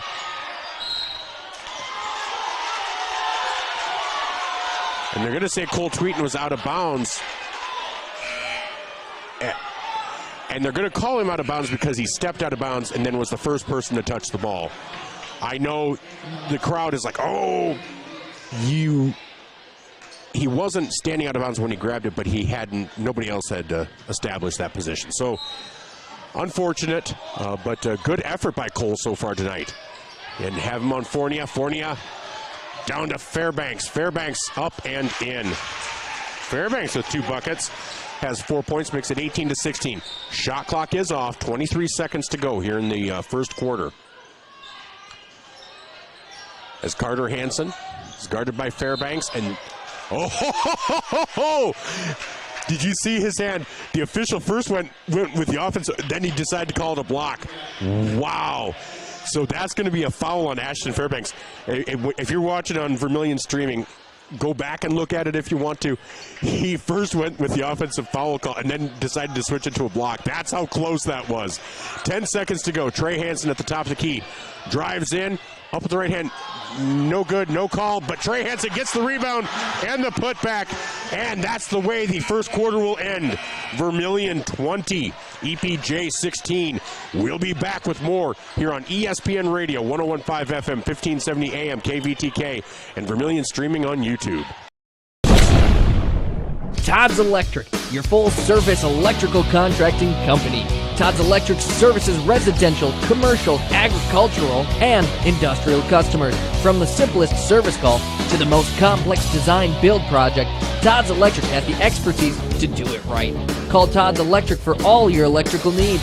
Todd's Electric, helping you control all things electric. Except for lightning. Todd's Electric. Go Tanagers! Todd's Electric, your full-service electrical contracting company. Todd's Electric services residential, commercial, agricultural, and industrial customers. From the simplest service call to the most complex design-build project, Todd's Electric has the expertise to do it right. Call Todd's Electric for all your electrical needs. Todd's Electric, helping you control all things electric. Except for lightning. Todd's Electric. Go Tanagers! Welcome back to Tanager Basketball, brought to you by First Dakota National Bank. On the Midwest Ready Mix scoreboard, Vermillion leads Elk Point-Jefferson 20-16 after 1.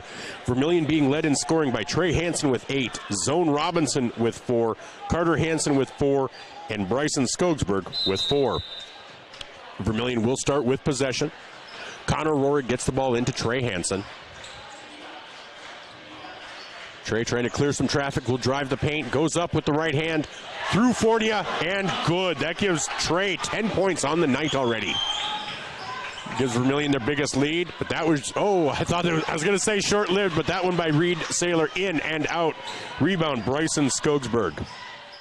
Trey Hansen thought about the three, drives in, goes up with the right hand, no good.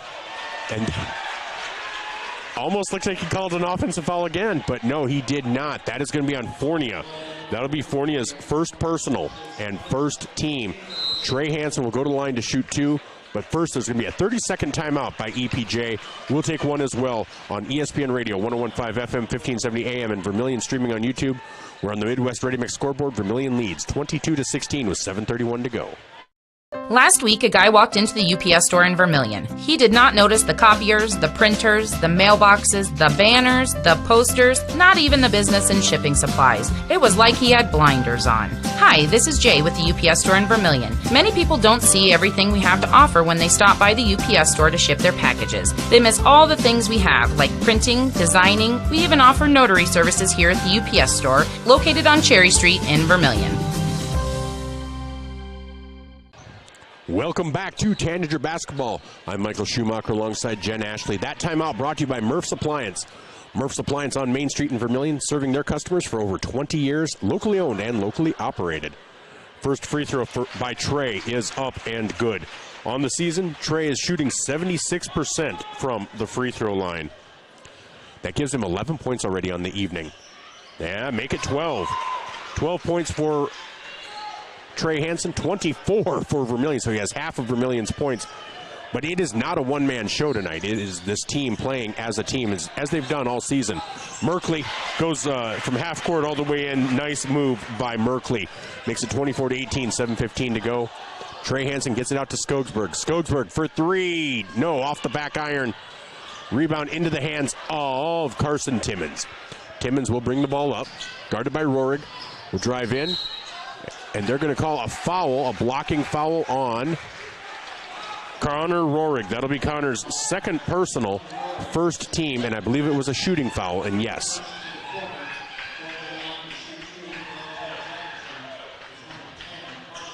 So Carson Timmons goes to the line to shoot 2.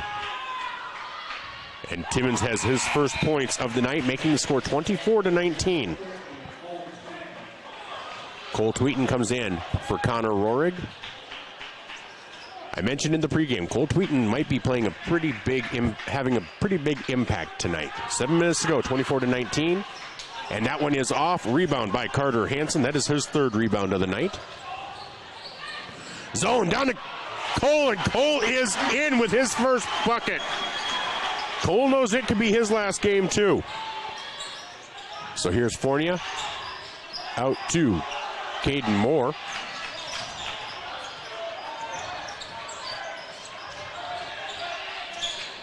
Moore gets the ball over to Merkley. Merkley guarded by Zone Robinson. Long three-point attempt. That is short.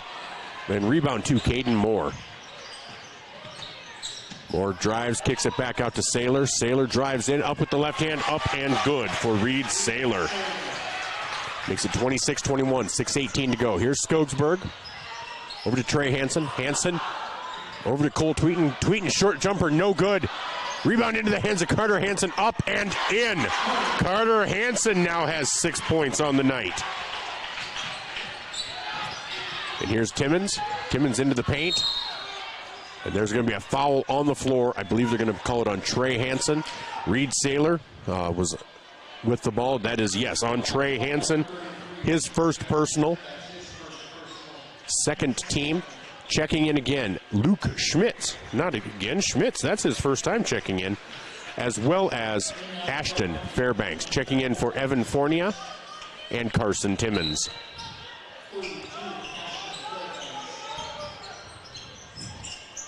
So Merkley out at the three-point line. Gets it over to Fairbanks. Fairbanks down to Saylor. Saylor in the paint. Turnaround jumper. No good. Rebound, Bryson Skogsberg. So 28-21, Vermillion leads with 5:41 to go on the Midwest Ready Mix scoreboard. And they're going to call a travel on Bryson Skogsberg. Looks like Coach Drake is having a few words with the official. I believe he disagreed with the call. Again, on the Midwest Ready Mix scoreboard, Vermillion leads 28-21 with 5:33 to go. Again, I think the issue is there's just been some inconsistency with allowing contact and not. All right, there is Schmitz, caught down low, gets it out to Fairbanks. Fairbanks tries to get it down low. And that is knocked away out of Caden Moore's hands. No travel called there. Normally when you're on the ground and you come back up, they call it travel. Rebound by Skogsberg into the hands of Carter Hansen. Out to Trey. Trey for three. That is short and goes over the backboard. That'll be out of bounds. So 5:05 to go. 28-21. Vermillion leads. So checking back in are Evan Fornia. So it's now Evan Fornia, Ashton Fairbanks, Caden Moore, Garrett Merkley, and Grayson Gerard. So here is Moore out there, guarded by Trey Hansen, directing traffic. It's into Fairbanks. Moore, Fornia with a short jumper, no good. Carter Hansen with his 5th rebound of the night. Trey on the left-hand side kicks it back out to Carter. Carter for three, just off the front iron. Rebound by Ashton Fairbanks. Fairbanks gets it over to Moore. Moore for three, and that is good. Caden Moore with his first points of the night makes it 28-24, 4:23 to go on the Midwest Ready Mix scoreboard. Skogsberg for a long three. That's going to be off the back iron. Rebound Fornia.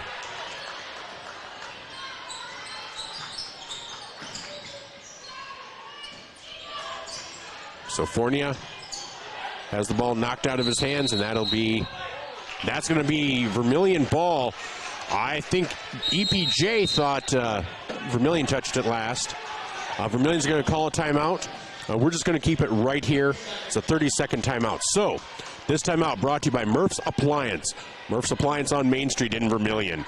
Locally owned and locally operated for over 20 years, Murph's Appliance has been serving Vermillion and their area customers' needs for home appliances for over 2 decades. Again, 4:04 on the Midwest Ready Mix scoreboard. Vermillion leads 28-24. And Zone Robinson, they have Carter Hansen down for 3 rebounds. That's way off. Zone Robinson, Bryson Skogsberg, they have for 4. That's accurate. Vermillion definitely out-rebounding, I think, EPJ. At least that's according to my recollection. So we'll see. Yes, 12-11. I thought it was more significant than that, but 52 to 45% from the field goal from the field, but they are 43% from 3 for EPJ, 17% for Vermillion. 4 minutes to go here in the second quarter. Vermillion leads 28-24. Trey Hansen with the ball on the right-hand side, drives in, and they're going to call a blocking foul. And that's, I know you don't hear a big complaint from the EPJ fans. They saw a lot of movement there. Hard not to call that. So that's on Ashton Fairbanks. That's Fairbanks' second personal. Second team. Carson Timmons comes in. Fairbanks checks out. Again, you're listening to Tanagers Basketball, brought to you by First Dakota National Bank on ESPN Radio and Vermillion streaming on YouTube. Here's Trey Hansen on the block. Turnaround jumper up and in. So Trey Hansen now has 14 points on the night. Here's Merkley. Gets it out to Caden Moore. Moore back to Timmons at the top of the key. Grayson Gerard gets it down low on the block. And has it blocked by Carter Hansen into the hands of Bryson Skogsberg. Back into the hands of Trey Hansen. A lot of free-for-all here. Floater by Trey Hansen into the hands of Evan Fornia. Long outlet pass, and EPJ is up. Carson Timmons puts it up. No good. Cole Tweeten created that. And the coaches are just saying, slow down. Short floater by Carter Hansen. Wow. 8 points for Hansen. Oofta. There was a lot going on there. A lot going on. And they're going to call a foul on. That's Cole Tweeton's second personal, third team. 2:43 to go. There was just a lot of activity there. I hope you were able to keep up with it on the screen. I don't know if the huddle camera keeps up with activity that well, but wow, that was frenetic. So Garrett Merkley to inbound for EPJ. Gets it into Saylor. Saylor on the block. Turnaround up with the right hand and good. So Saylor with his second bucket. Field goal He now has 7 points. He also has a three-pointer. Here's Zone Robinson. Over to Carter. Carter at the elbow. Gets it back to Zone. Out to Cerny. Skogsberg thinks about it. Drives in. Has it knocked away. Skogsberg just not having a great night. That is knocked into Zone Robinson's hands. Zone with a steal. And Trey Hansen loses the ball, but into the hands of Carter Hansen. And Carter travels. I think Carter's thinking the hand was on my arm. I couldn't exactly do much with it, but not much you can do. So on the Midwest Ready Mix scoreboard, Vermillion leads 32-26. EPJ putting up a good fight tonight with 1:56 to go. Here's Carson Timmons on the right-hand side. Guarded by Cerny. Long three, no good. Rebound Trey Hansen, who gets it into the hands of Skogsberg. Skogsberg up with the left hand and good. That's what I was saying. Bryson's been doing better about driving. Here's Timmons over to Saylor. Caden Moore for three, and that is good. Caden Moore with his second three-pointer makes it 34-29 with 1.5 to go. Vermillion's lead has been as big as 7. And that's going to be an offensive foul on Skogsberg. Skogsberg's second personal, 4th team.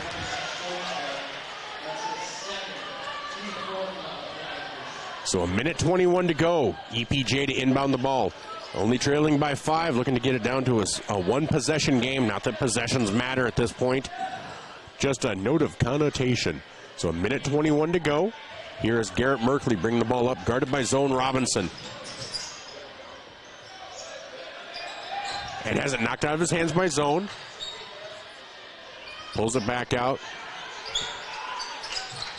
Gets it over to Carson Timmons. Timmons over to Caden Moore.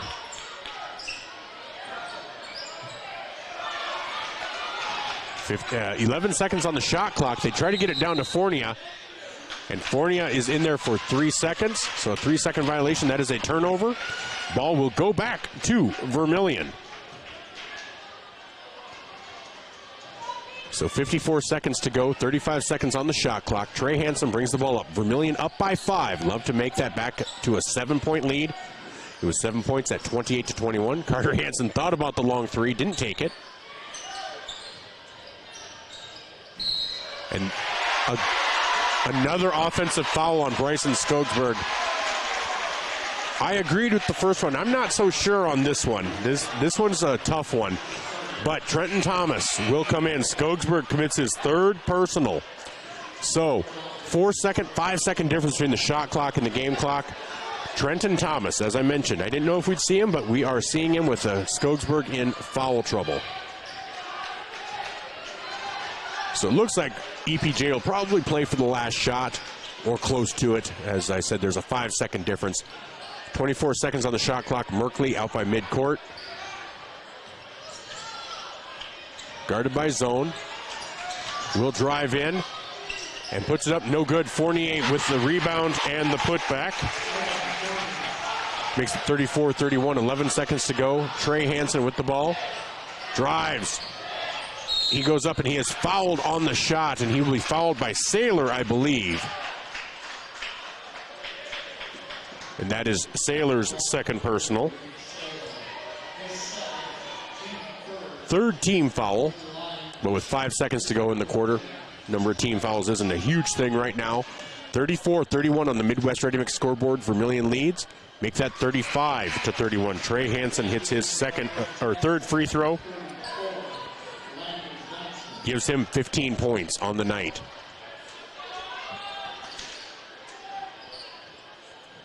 So here's Hansen's 2nd free throw. That is up and good. He is 4 for 4 from the night for the night. 36-31. Vermillion leads by 5. 3, 2, and Merkley with a long 3. No good. That won't even draw iron, and that is the way the first half will end.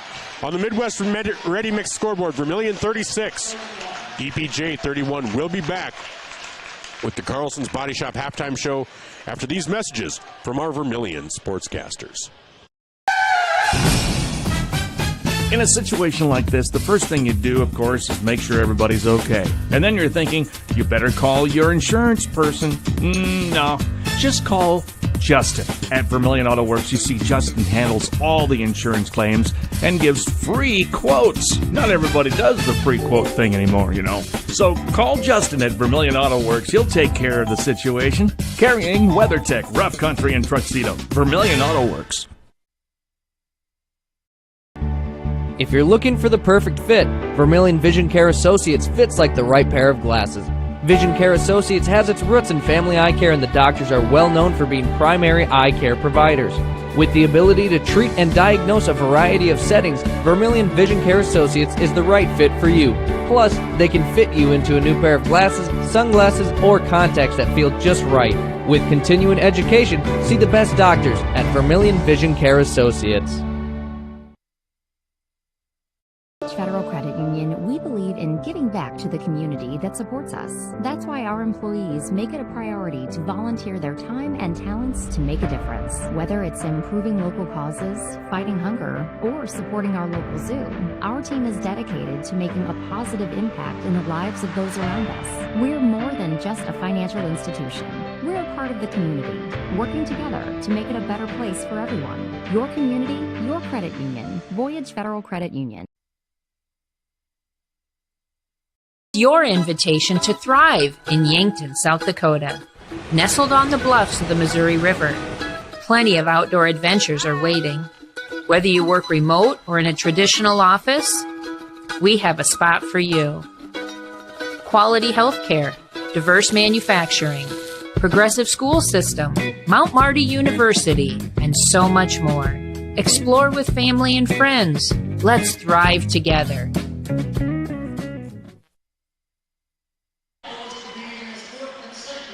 Welcome back to Tanager Basketball, brought to you by First Dakota National Bank. They are right now recognizing the Vermillion Tanager wrestlers who were up at state, who placed up there. Michael Robe being recognized right now. Michael Robe finished with a 36-8 record. Then Raleigh French Jr. competing in his 4th state tournament.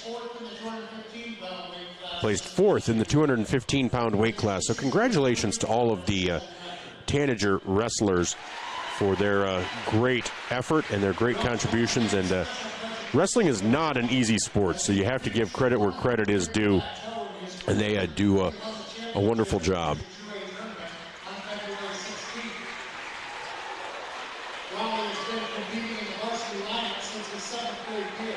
So Raleigh's been competing since his 7th grade year, so they are giving him a plaque right now. And so he is also getting the plaque for his 100th win. 100 wins is not an easy thing, and he still has time to go. See, I'm not sure what the all-time win record is in Vermillion, but he has a chance to be over 130, maybe 140, depending on how next season goes for him. And so congratulations to Raleigh French on a great career. We'll see where Michael Robe is as well next year. And so, how these other wrestlers do as well next year. So just a great job by these Tanager wrestlers. So congratulations to them. Again, on our Midwest Ready Mix scoreboard, Vermillion 36, EPJ 31. Vermillion is being led in scoring by Trey Hansen. So Trey Hansen has 16 of the 36 points for Vermillion. Carter Hansen comes in next with 8. Zone Robinson has 4. Bryson Skogsberg has 6. And Cole Tweeton has 2. So that's the 36 points for Vermillion. For EPJ, they are being led by a number of people with 6. Caden Moore on the back of 2 3-pointers has 6 points. I should say Reed Saylor has 7. And then you have 6 points for both Evan Fornia and for Ashton Fairbanks. Garrett Merkley, I missed that as well, has 7 as well. He has scored, he's been to the line, he has hit a 3 and hit 1 from the field. So there you go. That's the scoring so far for the Elk Point-Jefferson Huskies. So again, 36-31. Vermillion leads here at halftime. We'll be back with a look around the state after these messages on ESPN Radio, 101.5 FM, 1570 AM, and Vermillion streaming on YouTube. You are listening and watching the Carlson's Body Shop Halftime Show.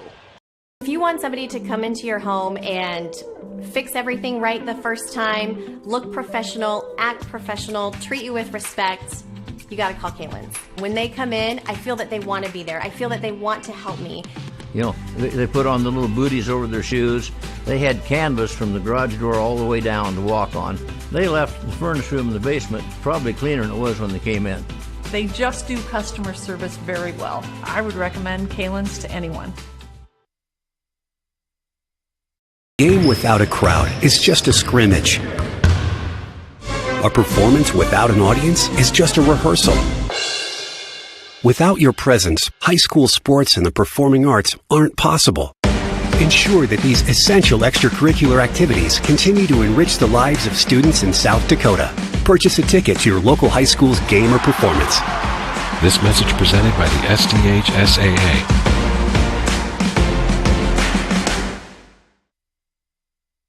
Wanting a specialist without leaving town?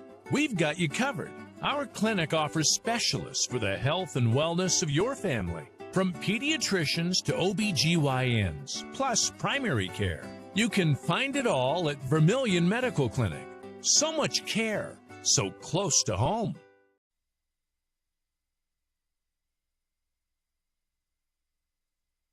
Safe means you're sort of protecting yourself. My mom and dad told me how to be safe. It's like super duper important. Hold a grown-up's hands. Put a helmet on because you might hurt your head super duper bad. Protect their future by protecting yours with your local State Farm agent, Dick Sunday. Welcome back to Tanager Basketball, brought to you by First Dakota National Bank. I'm Michael Schumacher alongside Jen Ashley. Let's take a look around the state as part of our Carlson's Body Shop Halftime Show. This brought to you by Vermillion Medical Clinic.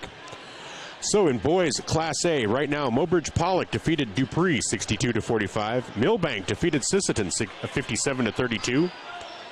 Groton area defeated Redfield 70-17. Stanley County leads Crow Creek 50-47 after 3. Platte Geddes leads Sanborn Central Woonsocket 31-27 with 5 minutes to go in the third. Sioux Falls Christian over Garrettson 52-25 at the half. Parkston leads Kimball White Lake 25-17 with 1 minute to go in the second.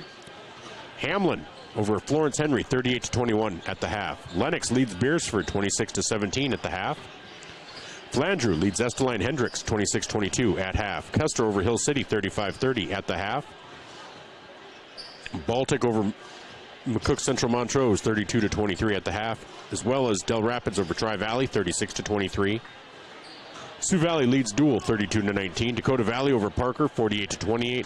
Wagner leads Bon Home at the half 26-22, and Great Plains Lutheran over Clark Willow Lake 20-19 at the half. And at the half, Makpialuta or Red Cloud leads St. Francis Indian 31-30. West Central leads Madison 30-29 with 5 minutes to go in the third. St. Thomas More over Belle-Fourche Big 39-12 at the half. Winter 38, Todd County 8, and these are all at halftime. Lakota Tech 30, Little Wound 20. Rapid City Christian lead 51, lead Deadwood 18. Pine Ridge 52, Bennett County 19. T Area 39, Canton 32, close. Hanson over Mount Vernon Plankinton 37-16 with 7 minutes to go in the third. And Aberdeen Roncalli over Wabash Summit 19-9 with 7 minutes to go in the second. That's your look around Class A, brought to you by the Vermillion Medical Clinic. For area games in Class B, Freeman defeated Menno. DeSmet defeated Arlington. Jones County defeated Crazy Horse. Sully Buttes lost to Lower Brule. Viborg Hurley beat Scotland. Castlewood beat Oldham Ramona Rutland. White River over Ulrichs. I don't often say scores this lopsided, but just because of the magnitude, it's 97-17 with 1 minute to go in the fourth. And Chester area leads Canastota 37-34 with 1 minute to go in the fourth. And those are your score updates right now for Class B. Let's get back into the action here as we enter the third quarter. Vermillion leads 36-31 over over Elk Point-Jefferson. And Elk Point-Jefferson will start with possession.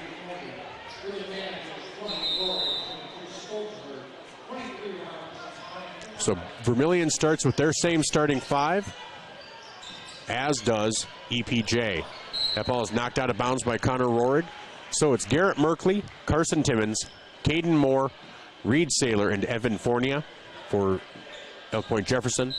Connor Rohrig, Bryson Skogsberg, Trey Hansen, Carter Hansen, and Zone Robinson for Vermillion. Reed Saylor with the ball. 7:49 to go here in the third quarter. Skogsberg knocks that into the hands of Carson Timmons.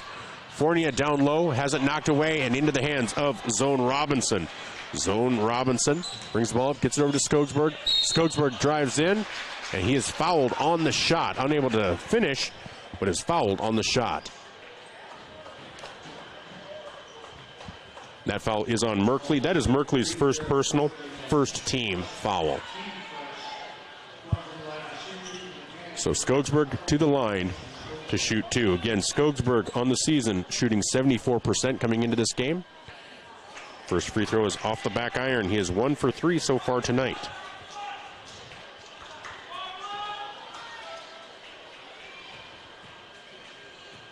Couple of dribbles, and here's the left-handed shot from Skogsberg. That one's through. 2 for 4 tonight. That gives him 7 points. 37-31. Vermillion leads with 7:31 to go here in the third quarter. Here's Caden Moore up top. Drives in, goes in at the floater, right hand up and in. Coach Drake doesn't look too happy with the ease with which Moore scored that. Landon Cerny checks in. Is going to be checking in. Zone Robinson goes up with the right hand up, no good, gets his own rebound, put back, no good, rebound into the hands of Carter Hansen, turnaround jumper up and no good, rebound into the hands of Carson Timmons, and Trey Hansen is caught with a jump ball.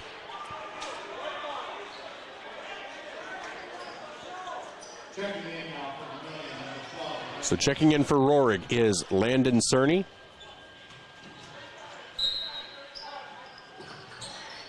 Hansen inbounds to zone. Trey Hansen into the paint, kicks it out to Carter Hansen, who drives in. Little floater up and in for Carter Hansen.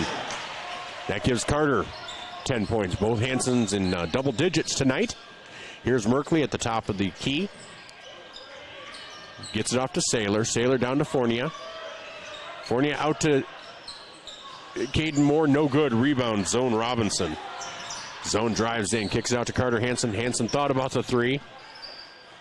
Goes up with the right hand, no good. Rebound, Merkley.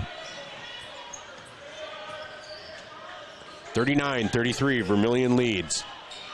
Oh, boy, the Vermillion crowd wanted to travel on that. Can't blame them, but Merkley for three is good. That's 10 points for Merkley, first EPJ Husky in double figures. Here's Zone Robinson on the lower right. Kicks it out to Cerny, over to Carter. Go around the top of the key. Here's Trey Hansen. He'll drive in. Guarded by Merkley. Over to Cerny. Cerny! 4-3, no good. Left it short. Rebound into the hands of Merkley. 39-36. EPJ looking to tie it up. And they get it over to Saylor. Saylor for three, and that is good. 39-39 with 5:39 to go. Trey Hansen brings the ball up. Tied up. 13 and a half minutes to go now. And that pass from Robinson is beyond the grasp of Landon Cerny. And so I think Vermillion is calling a timeout, and we'll take a timeout as well here on the Midwest Ready Mix scoreboard. Vermillion and EPJ tied at 39 with 5:28 to go. This timeout brought to you by Murph's Appliance on Main Street in Vermillion. For over 20 years, serving their customers, locally owned and locally operated. We'll be right back. Ready Mix and Equipment is your locally owned and operated ready mix company. The Oshkosh front discharge mixers allow for easy placement of concrete, and with the 6-wheel drive and low-range transfer case, they're nearly unstoppable. More of a do-it-yourself fan? Midwest Ready Mix and Equipment is teaming up with Clark's Rentals in Yankton, bringing you a wide range of hand tools, mini excavators, skid steers, aerial lift equipment, and more to get the job done. Choose Midwest Ready Mix and Equipment for all your concrete needs, and Clark's Rentals, your rental equipment headquarters.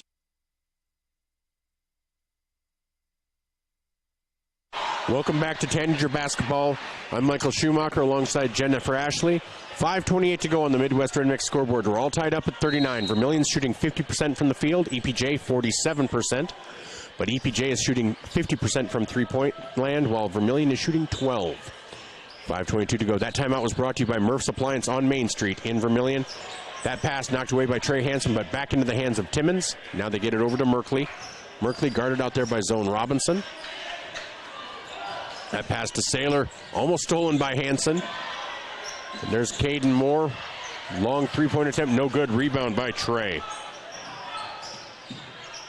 Trey gets it over to Skogsberg. Skogsberg for a long three off the front iron, no good. Rebound by Timmons. Gets it over to Evan Fournier. 39-39, 4:48 to go here in the third quarter. Vermillion came in with a 5-point lead in the after the half, and EPJ has taken care of that. And Evan Fournier down low goes up and in, and EPJ has their first lead since the first quarter. Evan Fournier now has 8 points on the night. Saylor and Merkley both have double digits for EPJ. Here's Zone Robinson, thought about the three. Gets it off to Cerny. Over to Carter. Here's Trey Hansen, drives the baseline. They're saying he stepped out. I will say I did not see that, but Cole Tweeten checks in. Landon Cerny checks out.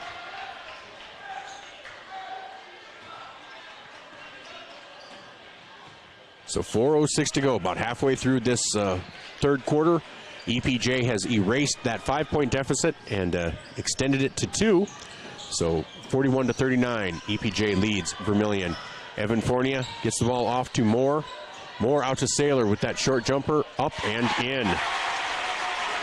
Saylor now has 12 points, 43-39. Vermillion trails EPJ with 3:40 to go here in the third quarter. Carter Hansen over to Zone Robinson. Here's Trey Hansen at the top of the key, drives in, gets it over to Tweeten. Tweeten up and in. Got Fournier off his feet. Cole Tweeten now has 4 points, makes it 43-41. The development of Cole Tweeten, it could be the difference maker tonight. Here's Merkley at the top of the key. Gets it over to Saylor at the top of the key. Caden Moore tries to get it down to Fournier. And that rebound is into the hands of Saylor, kind of. No, off of Saylor. And that'll be Vermillion ball. Vermillion with 3 minutes to go in the third quarter, looking to tie it back up. And Tweeten created that turnover. If not for Tweeten, I think Fournier gets the rebound, and I think he has a putback in the score. So here's Carter Hansen off to Zone Robinson. Zone looks to drive in. Over to Trey. Trey is fouled there by Merkley. That'll be Merkley's second personal, third team. Oh, second team foul. They'd already marked it. Sorry. So here's Trey Hansen along the baseline. Over to Carter. Carter goes up with the right hand. Up and in for Carter Hansen. Carter Hansen has 12 points on the night. Here's Garrett Merkley. Merkley drives in. And that is an offensive foul on Merkley. Suddenly, Garrett Merkley now has 3 personals. And the third foul on the team. So Merkley, who has 10 points on the night, has to check out. Carson Timmons checks in. So now, right now, it's Timmons, Gerard, Moore, Fournier, and Ashton Fairbanks, and Vermillion has tied it up 43-43 with 2:20 to go. Trey Hansen drives in and has it. No, they're going to call a jump ball. Okay, I thought it was a block, which would have led to a fast break, so I'll actually take the jump ball. Possession arrow will now favor Vermillion. Fairbanks inbounds the ball to Caden Moore. 2:10 to go, 43-43 here in the third quarter on the Midwest Ready Mix scoreboard. Vermillion came into this quarter with a 5-point lead. EPJ took a 4-point lead at 1 point. And they get it down low to Fairbanks. Fairbanks kicks it back out to Moore. Moore to Fournier. Fournier for three.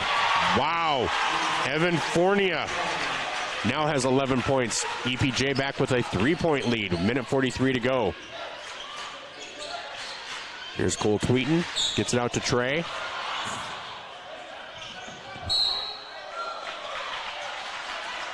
And they're going to call a foul on Fournier. That'll be his second personal and fourth team foul. Checking in, Reed Saylor. Checking out is Carson Timmons. So Bryson Skogsberg to check inbound the ball. What led to that sequence of events was Trey Hansen slipping as he grabbed the ball. That led to a bit of a kerfuffle. That led to a foul. So a good benefit. Here's Carter Hansen. Gets it off to Skogsberg.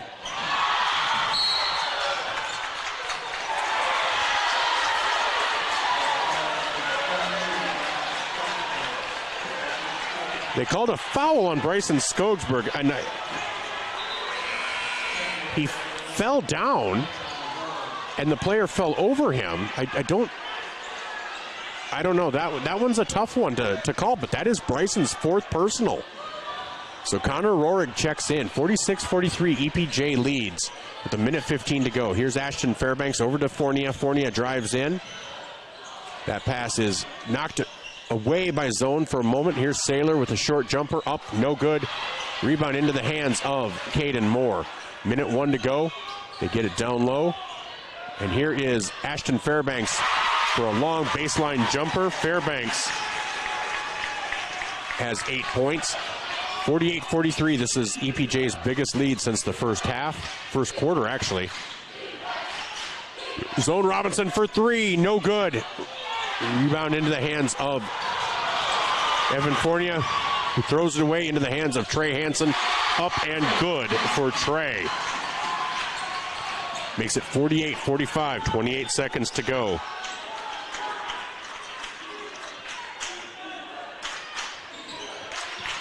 So shot clock is off. Fournier at the top of the key has that pass knocked away into the hands of Caden Moore. 12 seconds to go. Guarded by Trey Hansen. Caden Moore drives in. Gets it down low, up and in. 5 seconds to go.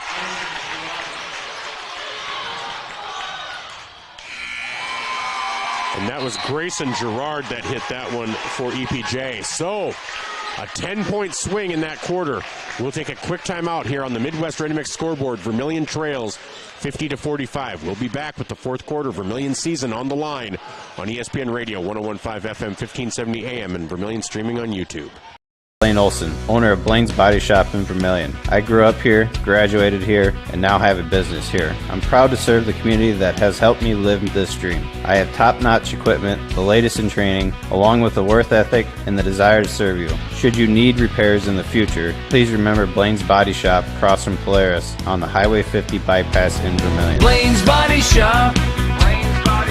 Automotive collision repair. Now online at blainesbodyshop.com. Welcome back to Tanager Basketball as we get ready for the fourth quarter. Vermillion now trails 50-45. 8 minutes to go. Vermillion shooting 50% from the field, but only 10% from the three-point line. That's the biggest difference right now, whereas EPJ is shooting almost about 50% from the three-point line. Vermillion being led in scoring by Trey Hansen with 18 and Carter Hansen with 12. EPJ being led by Reed Saylor with 12, Garrett Merkley with 10, and Evan Fournier with 11. Merkley is back in with 3 personals. Bryson Skogsberg in foul trouble for Vermillion with 4. And that's going to be a personal foul called on. Is it going to be on Saylor?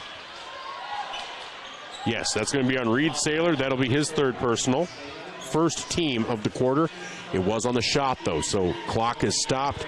Vermillion trails 50-45 on the Midwest Ready Mix scoreboard. Trey Hansen goes to the line to shoot 2. And that first one is short. He's now 4 for 5 from the line.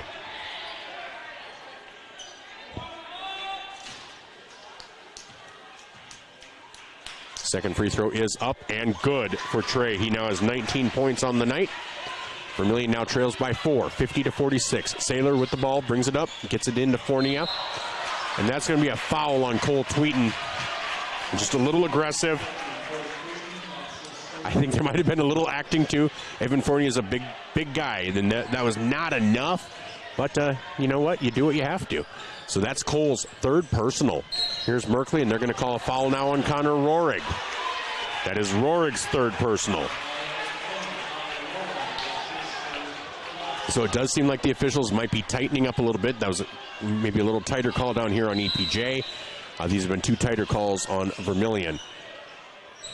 So here's Ashton Fairbanks, guarded by Carter Hansen. 7:37 to go. Vermillion trails 50-46.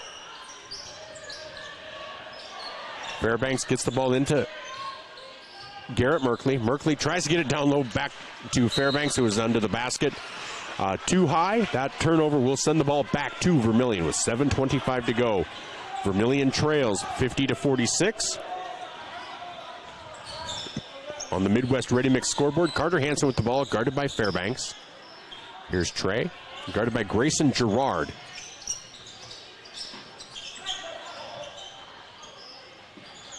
Cole Tweeten, baseline jumper up and no good, but Rohrig with the rebound.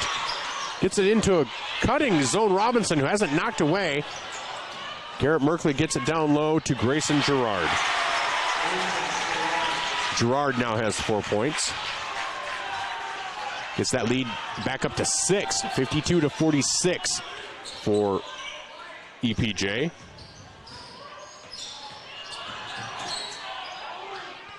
Trey Hansen with the floater, up, no good.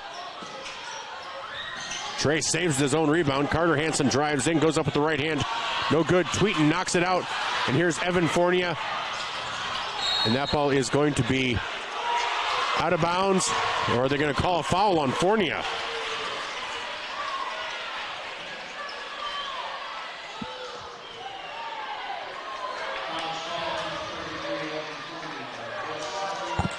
Yes, that is Fournier's third personal, second team. And that is going to be a timeout, a full timeout taken by Vermillion. So this timeout brought to you by Murph's Appliance on Main Street in Vermillion. Over 20 years being locally owned, locally operated, and serving the appliance needs of customers in the Vermillion area. With 6:26 to go, Vermillion trails 52-46 on the Midwest Ready Mix scoreboard. We'll be right back after these messages from our Vermillion sportscasters. Need a new set of tires? Look to Carlson's Body Shop in Beersford. How about some accessories like WeatherTech floor mats, Access roll-up truck covers, bed liners, remote car starters, and thousands of other products. Hey, you can look at everything at your convenience online too at carlsonsbodyshop.com. No wonder the song says, Bring it down to Carlson's Body Shop, your complete car care center. Welcome back to Tanager Basketball on ESPN Radio, 101.5 FM, 1570 AM, and Vermillion streaming on YouTube. I'm Michael Schumacher alongside Jen Ashley. After 3 quarters of action and a little bit of a fourth, Vermillion is trailing 52-46. They led 20-16 after 1, 36-31 at the half. In the third quarter, EPJ outscored Vermillion by 10. They outscored them 19-9. But Vermillion had cut it just a little bit, but they've now extended that lead to 6 here in the fourth quarter. But Trey Hansen brings the ball up. Connor Rohrig back to Trey. Trey will drive in, and they're going to get a foul called. Will that be on Fournier or Saylor? Either way, it'll be the fourth personal on someone, and that is on Saylor. Saylor's fourth personal. Saylor has 10 points or 12 points on the night. Leading scorer for this EPJ Husky squad. So he will have 4 fouls now. Trey Hansen to the line to shoot 2. First free throw is up and good. That gives him 20 points on the night. 6 of 7 from the line. Timmons checks in for EPJ. Second free throw up and good. 7 of 8. And Ashton Fairbanks gets it in too. Caden Moore, back over to Fairbanks. Back to Moore. Back to Fairbanks. Back to Moore. Over to Carson Timmons. So it's Timmons, Moore, Fournier, Merkley, and Fairbanks out there for EPJ. Moore drives in, and boy, they're going to call a foul. Okay. They're going to call a foul on Trey Hansen. That'll be his second personal, third team foul. I thought it looked more like he tripped, but we'll see. Fournier out to Moore. Moore. Merkley for three. That is good. Garrett Merkley hits his third three-pointer of the night. 5:43 to go. Vermillion now down 7. Here's Cole Tweeten over to Zone. Zone drives in. Up with the left hand, up and good for Zone. Zone now has 6 points on the night. Here's Caden Moore. Over to Merkley. Merkley gets it across midcourt. Over to Moore. And Trey Hansen gets the ball. Oh, they're gonna say over and back, but he possessed it on one side, but his foot was still down on the other. That should not be over and back. At the very least, you can't even say he possessed it. That is a wow. That could be a real swing. Okay, the official's asking the other one. Wow, that could be a real momentum swing. 5:16 to go. 55-50. Vermillion could have cut it down to a one-possession game. Instead, it's now 5 points. Here's Trey Hansen on Caden Moore. Evan Fournier drives in on Tweeten. Gets it down. And that is blocked by Tweeten and gets the rebound up to Trey Hansen. Cole Tweeten with a block. Trey Hansen for three. Yes! Trey Hansen from deep. His first three-pointer of the night. All created by a block by Cole Tweeten. And EPJ has taken a timeout. 55-53. 4:47 to go on the Midwest Ready Mix scoreboard. This timeout brought to you by Murph's Appliance on Main Street in Vermillion. We'll be right back after these messages. Clay County Abstract and Title Company has a complex job that boils down to something very simple: helping you purchase your dream with confidence. When investing in a new home, a new site for your business, or piece of property, you want peace of mind that the property is truly yours. Clay County Abstract and Title Company has been doing just that since 1946. Clay County Abstract and Title Company, proud supporters of Vermillion activities and proud to be a part of your dreams come true. Welcome back to Tanager Basketball. Woo! We got a doozy. We have a doozy, a barn burner, whatever you want to say. That first step is a doozy. That's because the old Duesenberg motor vehicle, went off a cliff, the very first one. So they say, watch that step, it's a doozy. Well, doozies become anything that's a major event. Well, 55-53, 4:47 to go. Cole Tweeten just had a block down low, led to a Trey Hansen three-pointer. Trey's first three of the night led to his 24th point of the night as well. So 4:42 to go on the Midwest Ready Mix scoreboard. That ball is knocked away by Trey Hansen into the hands. Gets into Caden Moore, and here is Carson Timmons. Timmons up with the right hand, up and in.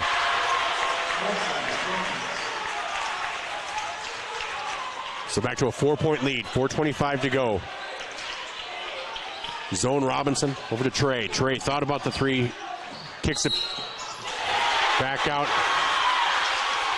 And they're going to call an offensive foul on Trey Hansen. Trey with his third personal, fourth team.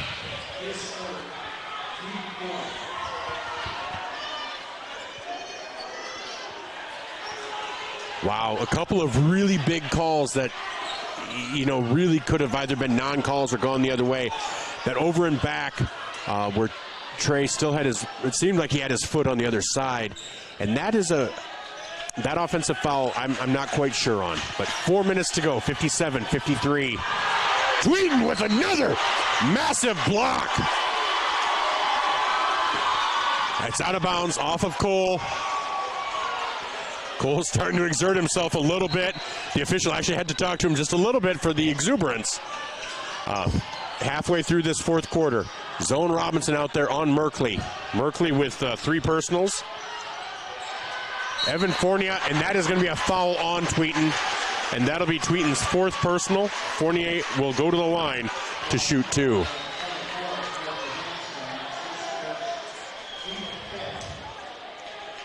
Oh, no, that was on Carter Hansen. Okay. Well, that's his first personal, team's fifth. Cole's not in foul trouble, at least. Fournier's first free throw is off the back iron. I thought that was on Cole. I thought that was his fourth. I will take a foul on Carter right now. It is only his first personal. Second free throw by Fournier, up and good. But back to a 5-point lead, 3:50 to go here in the fourth quarter. Trey Hansen brings it down to the baseline. Kicks it out to zone. Zone for three. That one was knocked away, but Trey Hansen up with the rebound, but no good, but is fouled on the shot. And he is fouled by Carson Timmons. That'll be Timmons' first personal. Fourth team. Trey Hansen goes to the line to shoot two. And if you're Vermillion, you like it because you're not losing any clock. And that first free throw is up and good.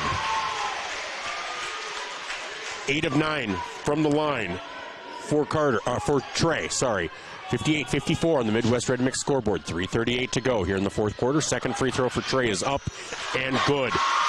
9 of 10 on the night. And that ball is knocked away by Trey Hansen out of the hands of Caden Moore. And that ball will be back to Vermillion. All right, 58-55, 3:34. No steal technically on that, but that turnover directly related to Trey Hansen. They get it into Carter. Trey Hansen drives in, up with the right hand, up and in. Trey Hansen, yes, having a night now with 28 points. 3:27 to go. Vermillion trails by 1, 58-57. Here's Fournier with the ball to Merkley. Merkley guarded by Tweeten. Merkley drives in, loses control of it, out of bounds, off of EPJ, back to Vermillion. Vermillion will get the ball, looking to take the lead with 3:16 to go here in the fourth quarter. And here's a timeout called by EPJ. It's a full timeout. We'll take one as well. This timeout brought to you by Murph's Appliance on Main Street in Vermillion, serving their customers, locally owned, locally operated for over 2 decades. Midwest Ready Mix scoreboard reads 58 for EPJ, 57 for Vermillion. With 3:16 to go, we'll be back after these messages. Whether you're in the market to purchase a new home for your family, you want to sell your existing home, or you're a student looking to rent an apartment, Dakota Realty and Property Management can fit your needs. Being locally owned and with over 150 years of combined experience, they are the experts at helping you find your new home. Go to Dakota Realty and Property Management because they like what they do.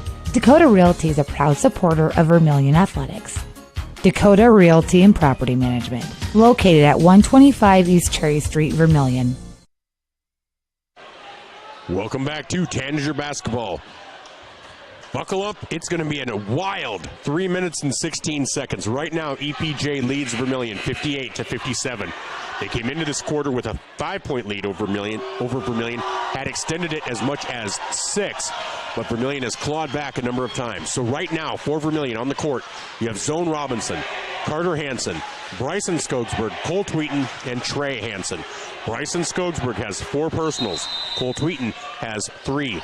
For Vermillion, you have EPJ, you have Reed Saylor, who has 4 personals. They get it down to Tweeten, who has it blocked by Fournier, but rebound Carter Hansen, put back no good. Rebound Carter Hansen, no good. So here's Caden Moore, gets it over to Garrett Merkley. So it's Reed Saylor, Evan Fournier, Garrett Merkley. And that ball is stolen away by Carter Hansen as Evan Fournier hits the deck. Trey Hansen with the floater, up and in! Trey Hansen gives Vermillion the lead with his 30th point of the night. 59-58 in favor of Vermillion. That ball is stolen away by Trey Hansen. No, knocked out of bounds by Trey Hansen. That'll stay with EPJ. 2:36 to go, 59-58. Vermillion has the first lead since the third quarter. Since really about midway through the third quarter. 2:36 to go here in the fourth quarter. Here's Caden Moore.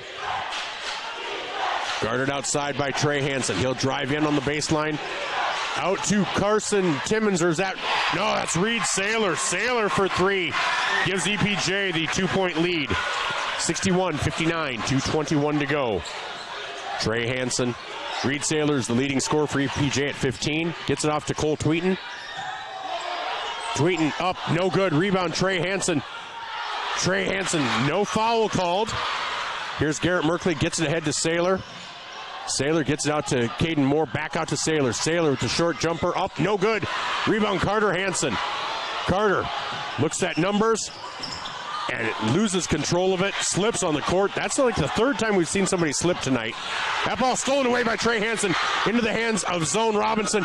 Up by Carter Hansen, up and good. Carter Hansen now with 14 points on the night. So tie game, that ball lost down low. They get it out, back out to Carson Timmons, sorry, I apologize. Here's Caden Moore, a minute 24 to go, 17 seconds on the shot clock. Caden Moore up top, will drive. He'll kick it back out, but he doesn't have anybody. Knocked out of his hands into Evan Fournier. Fournier has that blocked by, and it hasn't hit. It's, oh, that is a shot. That shot is just before the buzzer by Saylor, but no good. Rebound into the hands of Vermillion. 61-61, 58 seconds to go. Vermillion will take a full timeout. And I tell you what, let's take a quick timeout brought to you by Murph's Appliance on Main Street in Vermillion. 61-61 on the Midwest Ready Mix scoreboard. We'll be right back after this brief timeout. With First Bank in South Dakota was the easy part, earning the confidence of local farmers, helping families account for their dreams, and securing the future for countless businesses took us a little longer. We owe it to the hard workers, big dreamers, and forward thinkers out there. Thank you for making South Dakota a great place to call home.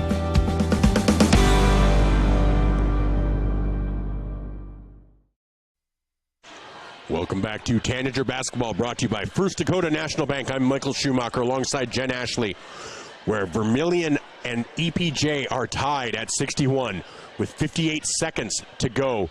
EPJ and Vermillion both shooting a shade under 50% from the field. EPJ really excelling at the three-point line. Vermillion being led by Carter Hansen with 14 and Trey Hansen with 30. EPJ being led by Reed Saylor with 15, Garrett Merkley with 13, and Evan Fournier with 12. Vermillion with the ball. They'll inbounds with 29 seconds on the shot clock. So a 30-second difference between the shot clock and the game clock. Now, if they were to miss and get a rebound, they would have the full shot clock to go for. So we'll see how things play out for Vermillion here. Or you can go for a quick score, try to get a double. And here's Trey Hansen up and no good. And no foul called, and Trey Hansen not getting back on defense. Coach Drake not pleased with that. And here's a timeout by EPJ. And this will be they're not saying what kind of timeout. It's a full timeout, so we'll take a quick break as well.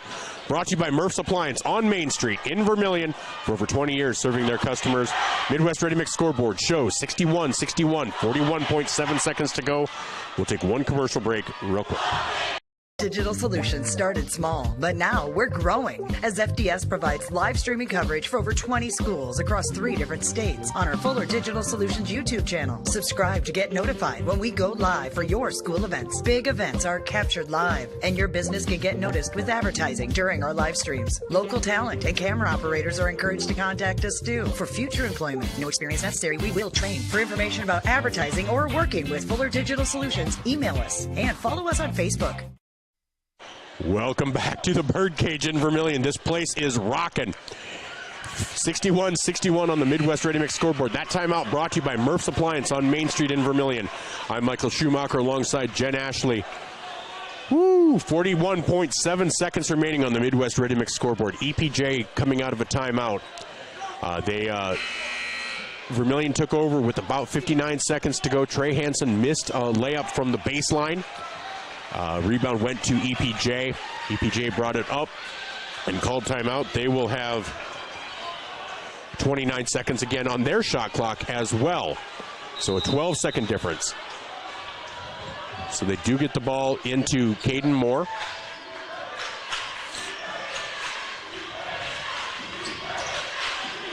So 20 seconds on the shot clock. Moore up top, gets it out to Saylor. Saylor guarded by Carter Hansen. Saylor directing traffic. 11 seconds. Here's Moore at the top of the key. Looking for a cutter. 6, 5. Here's Timmons. Long three from the top of the key. No good. Rebound into the hands of Cole Tweeten. Vermillion with 10 seconds to go. Here's Trey Hansen, tied at 61-61. Any foul will lead to free throws. Trey for three, up, no good. And we are going to overtime. Going to overtime as Trey Hansen's three-pointer was no good. After 4 periods of play, it's 61 for Vermillion, 61 for EPJ. We're just going to keep it right here. Right now, Vermillion's leading scorer is Trey Hansen.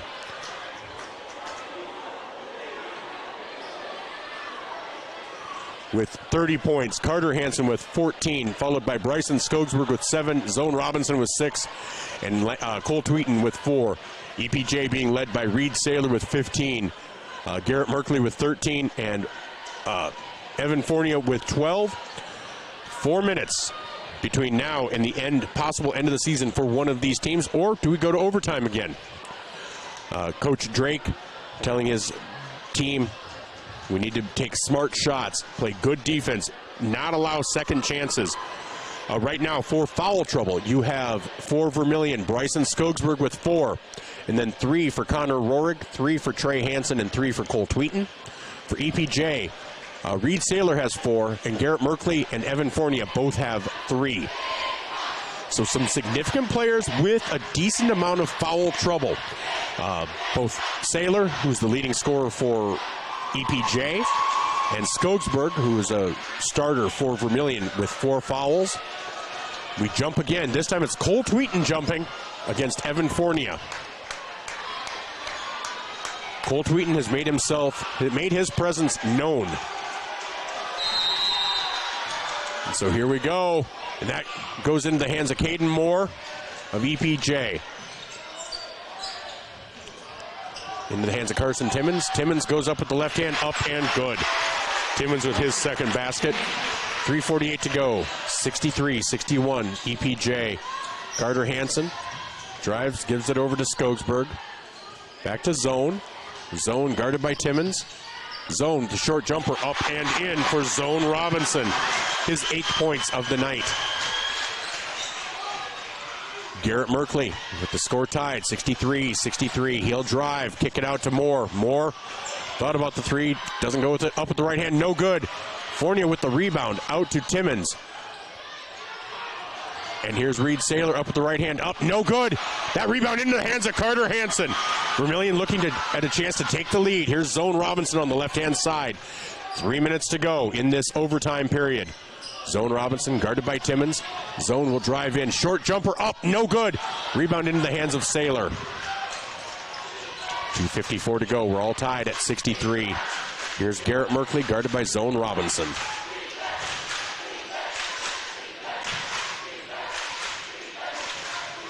Evan Fournier drives in.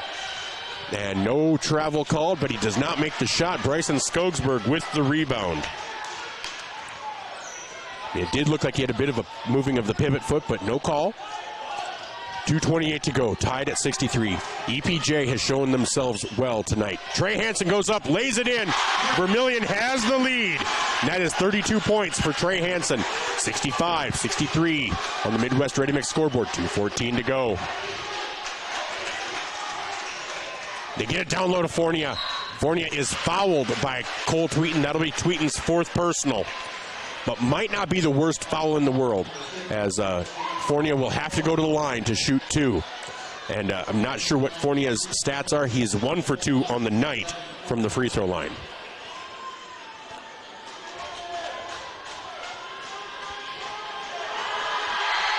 First free throw from Fournier is up and good. Makes it 65-64 in favor of Vermillion. Ashton Fairbanks checks in, as does Grayson Gerard for Garrett Merkley and Carson Timmons. Next free throw is up and no good. Rebound. They're going to call a jump ball. That'll favor Vermillion. So Vermillion with a 1-point lead.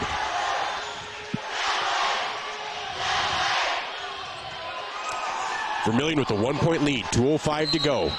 You're looking for good shots. Maybe even creating some fouls.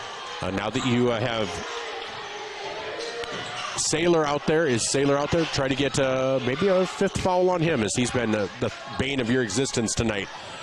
Trey Hansen drives in, gets it off to Tweeten. Tweeten up and in! Tweeten with 6 points on the night. 3-point lead for Vermillion, but there's a 3-pointer from Caden Moore. No good! Rebound by who? Cole Tweeten. Trey Hansen ahead to Skogsberg. Skogsberg up with the right hand, up and in! Bryson Skogsberg now has 9 points on the night. That's a 5-point lead for Vermillion with 1:26 to go. Caden Moore up and good for Caden Moore. And there's a timeout for EPJ.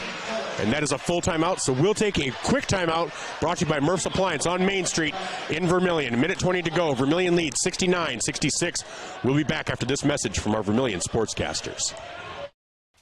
Interior technicians. I'm ready for my big role, Jerry. What do you mean? You said I'd be in your next 30 commercials. No. I said Intech has over 30 years of commercial cleaning experience. You know, like offices, so they can ensure happy visitors and a healthy workforce. So the shoot's in an office? I can make that work. Oh my goodness. When you need it clean, call the Intech team. Welcome back to Tanager Basketball, to a game where it's really a shame that somebody has to lose. Honestly, both of these teams have played so well. They're putting their hearts and souls out there.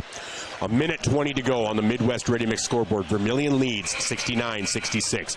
That timeout was brought to you by Murph's Appliance on Main Street in Vermillion, for over 20 years serving their customers in the Vermillion area. All right, 1:20. Does Vermillion's season end? Does EPJ's season end in 1:20? Or do we go to another extra inning, extra period? Here's Zone Robinson, inbounds the ball to Trey Hansen. 35 seconds on the shot clock. Trey Hansen guarded by Garrett Merkley. And that is going to be a foul on Merkley, and that will be Merkley's 4th. That'll be Merkley's 4th. And because fouls roll over to overtime, Trey Hansen will go to the line to shoot 2. Looking to make it a 4, if not 5-point lead. Trey Hansen's first free throw is up and good. Up and good. 10 of 11 on the night for Trey Hansen. Makes it 70-66 with 1:15 to go. Trey Hansen has another free throw coming. First, that one's up and good. Up and good. That is a 5-point lead, a 2-possession game. Now, Vermillion leads with a 2-possession game. Here's Caden Moore, picked up there by Cole Tweeten. That 3-pointer, no good. Rebound to Carter Hansen. Carter is guarded by Caden Moore that gets it over to Bryson Skogsberg.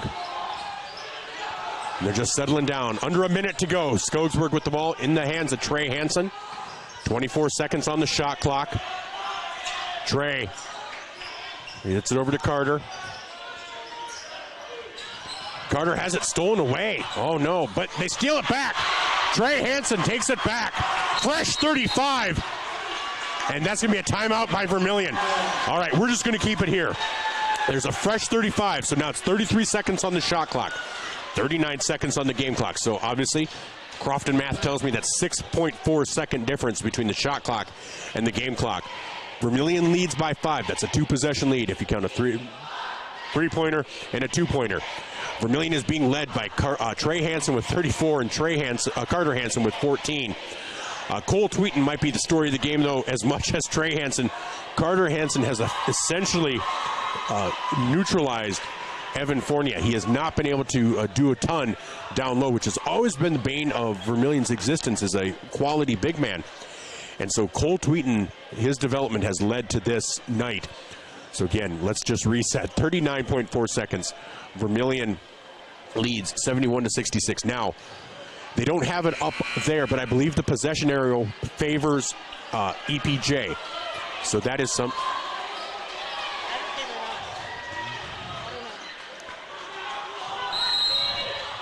So Zone Robinson gets it into Trey Hansen. Again, about a 6-second difference between the shot clock and the game clock. Trey Hansen out by midcourt, and that is going to be Merkley's 5th personal.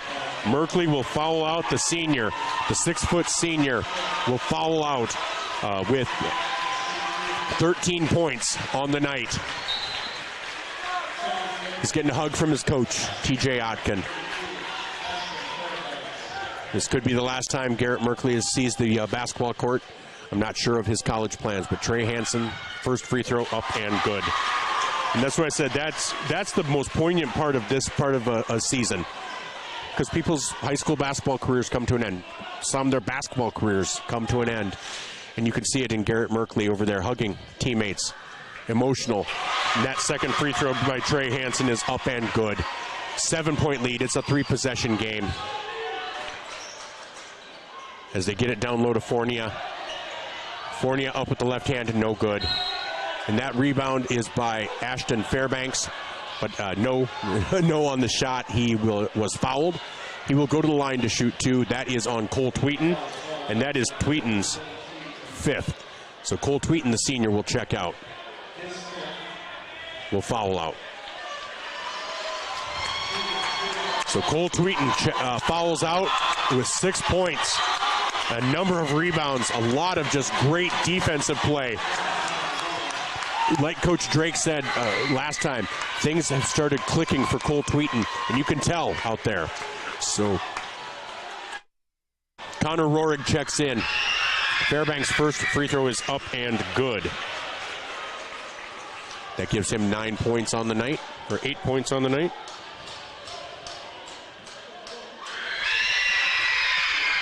And that gives him 9. So that'll be a foul on the inbound, 73-68. 5-point lead for Vermillion, 23.9 seconds remaining. Trey Hansen with 36 points will go to the line to shoot 2. Trey Hansen on the night, 13 of 14 from the free throw line.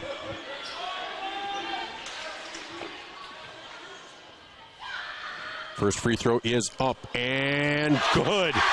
Boy, you know it's your night when it rolls around and hits every inch of that. Second free throw up and good. That gives Trey 38 points on the night. And here's Reed Saylor. Reed Saylor gets it down low to Fournier. Fournier up with the left hand, up and good. And that'll be a timeout by TJ Otkin and EPJ. With 14.6 seconds remaining, Vermillion up by 5, 75-70. We'll keep it right here.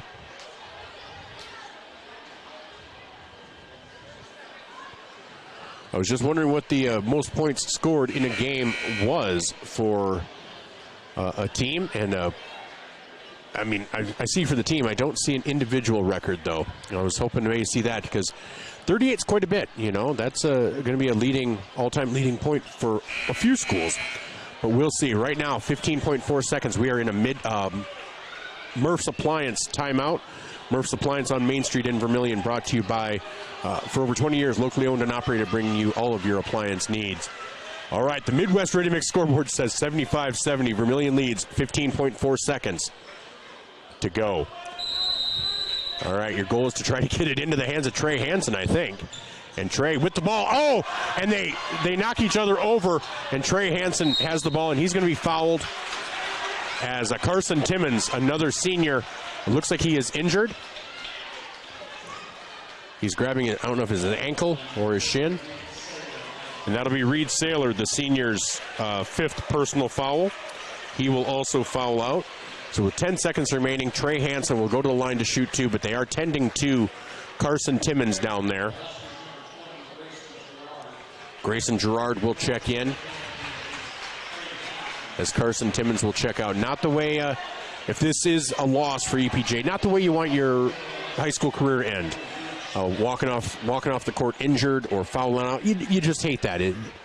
Obviously, so many teams end their high school seasons and careers on losses. You just hate to see it. A game like this played so well. But Trey Hansen's first free throw is up and good. This next one is going for 40. So right now, 39 points for Trey Hansen. Free throw is up and good. Trey Hansen with 40. 77-70. Evan Fournier with the three-pointer, no good. That'll be out of bounds, and that will do it. I don't think they're going to foul anymore. So EPJ's season will end. They will finish the season at 7-14. Vermillion will move to 14-7 as they get the ball. No, they do not get the ball in. Ashton Fairbanks knocks it out of bounds. 3 seconds remaining. I mean, I know you hold out hope, but it is a 3-possession game at this point. So zone Robinson, long outlet pass to Bryson Skogsberg, and that will do it. Vermillion will win 77-70, and will go on to play on Friday. So when we come back with our First Dakota National Bank postgame show, we're going to talk about this game. We're going to talk to Coach Jay Drake. We're going to look around the state. We're going to see who Vermillion plays. Lennox was leading Beersford at the half. So we'll do all of that when we come back here on ESPN Radio, 101.5 FM, 1570 AM, KVTK, and Vermillion streaming on YouTube. Knutson Family Dentistry in Vermillion, they strive to provide the highest quality patient-centered dental care in a friendly, relaxing atmosphere. Knutson Family Dentistry works hard to provide the best cosmetic, general, and emergency dental treatment in the area. With over 50 years of combined dental experience, the latest dental technology, and a professional and compassionate staff, they're your top choice for dental care. Call for an appointment at 605-857-8008. Knutson Family Dentistry of Vermillion.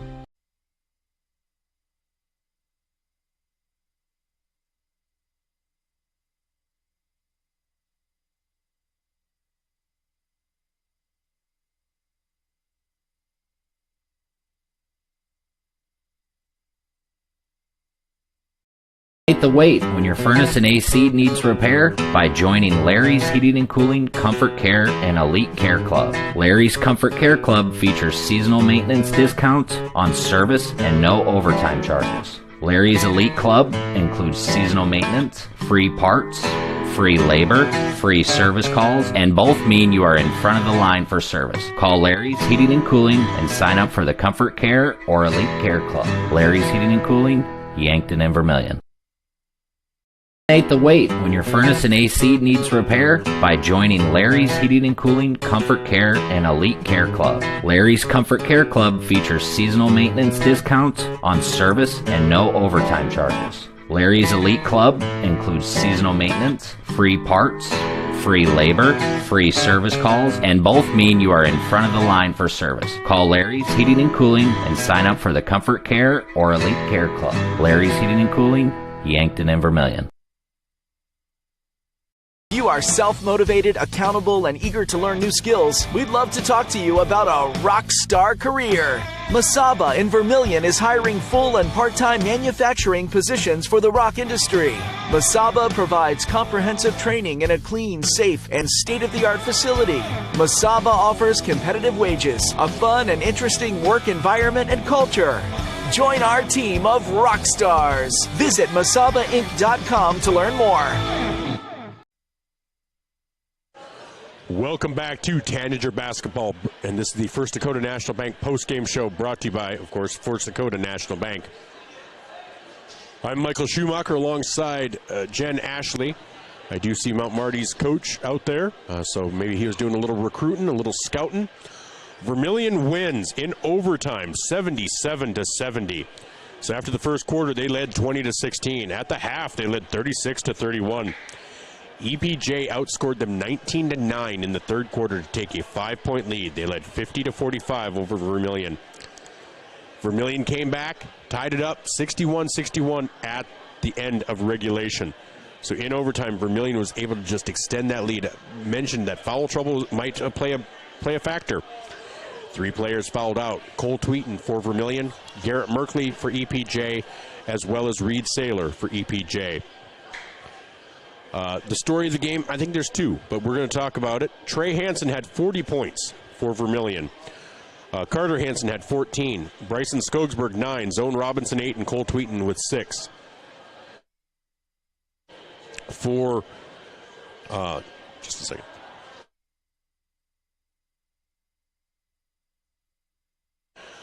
For EPJ, they were led by Evan Fornia with 15. Reed Saylor with 15. Caden Moore with 10, Garrett Merkley with 13.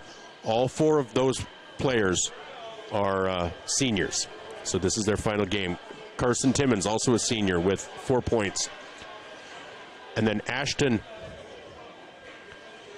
Fairbanks, a 6'1 junior.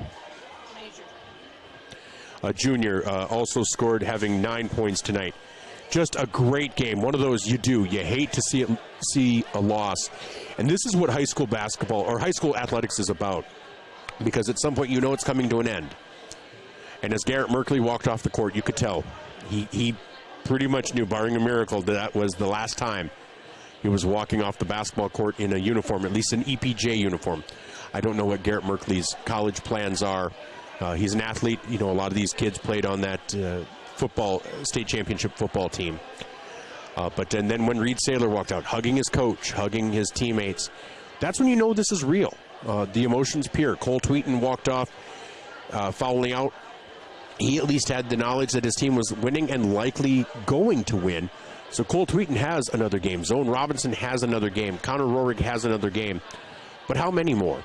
And that's what you never know. That's why every game means so much to a senior. And so that's why these games are awesome. That's why you see so much heart and soul and effort being put into every play. Now, again, I mentioned the story of the game is Trey Hansen. You can't score 40 points and not be the story of the game.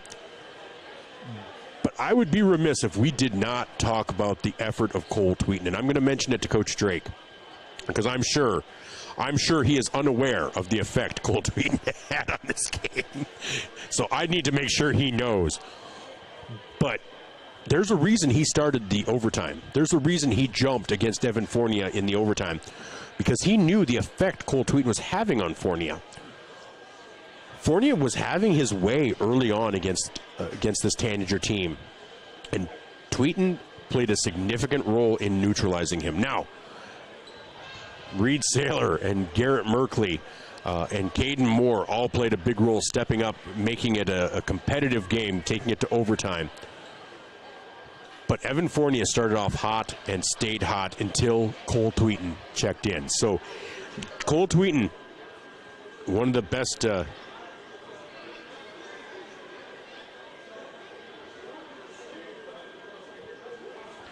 just one of the best. And so tonight, so you have to tip your hat to him as well. So let's take a look around the state. This is, of course, our First Dakota National Bank postgame show. As we're going to take a look around the state in Class A, and this always happens at the end of the night. I think everyone's checking the scoreboard.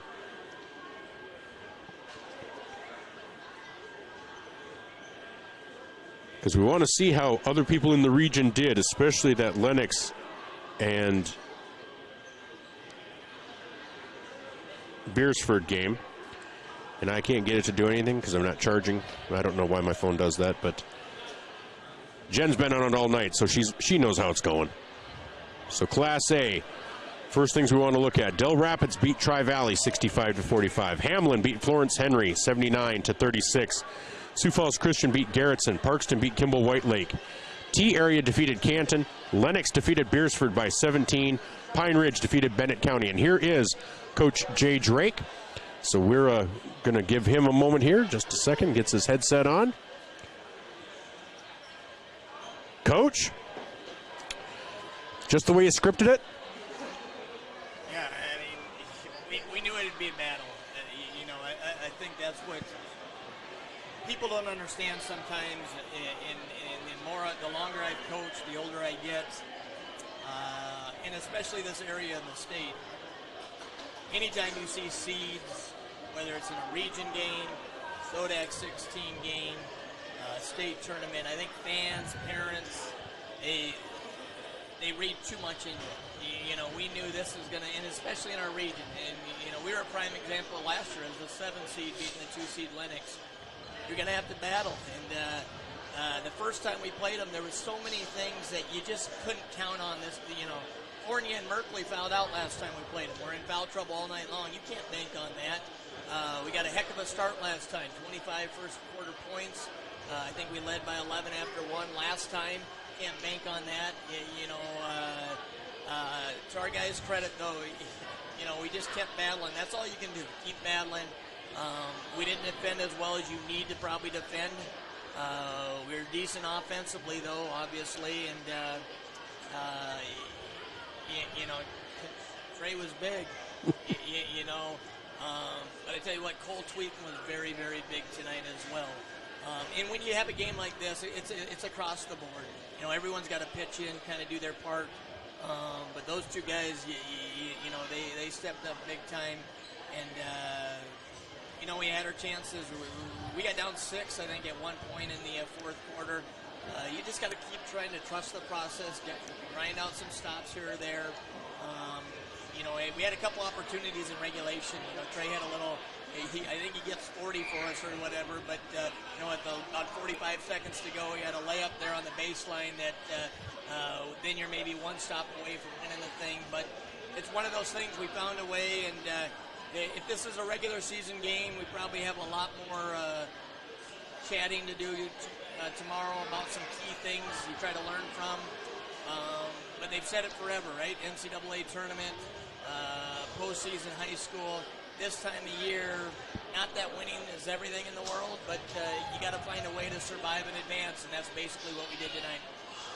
Well, that's exactly right. And, you know, you kind of talked about the two players of the game. You know, everyone contributed. I mean, Carter Hansen had 14. Zone Robinson stepped up towards the end, hit a couple of shots.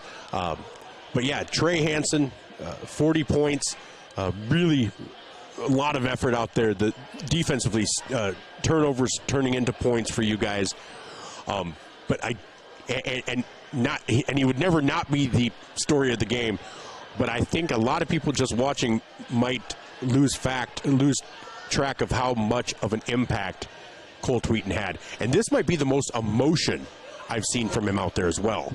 It was huge, you know, and we told them a week ago, the Canton game, he didn't get in at all. And, you know, kind of the way the game went and everything.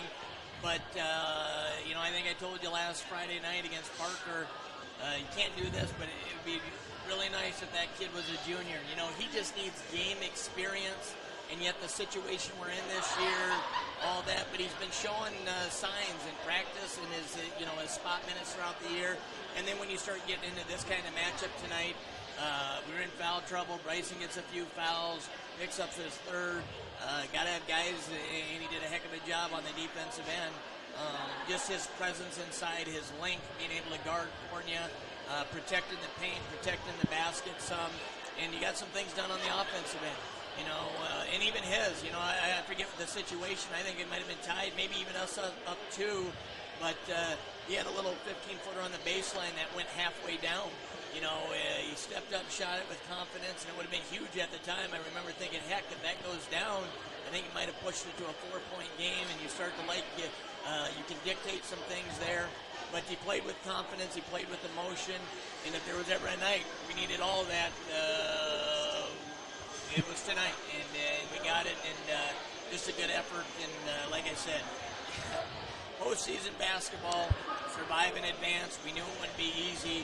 And we told our guys 2 weeks ago last night, we're in the Lennox gym, and it wasn't pretty. They got after us. They were very physical.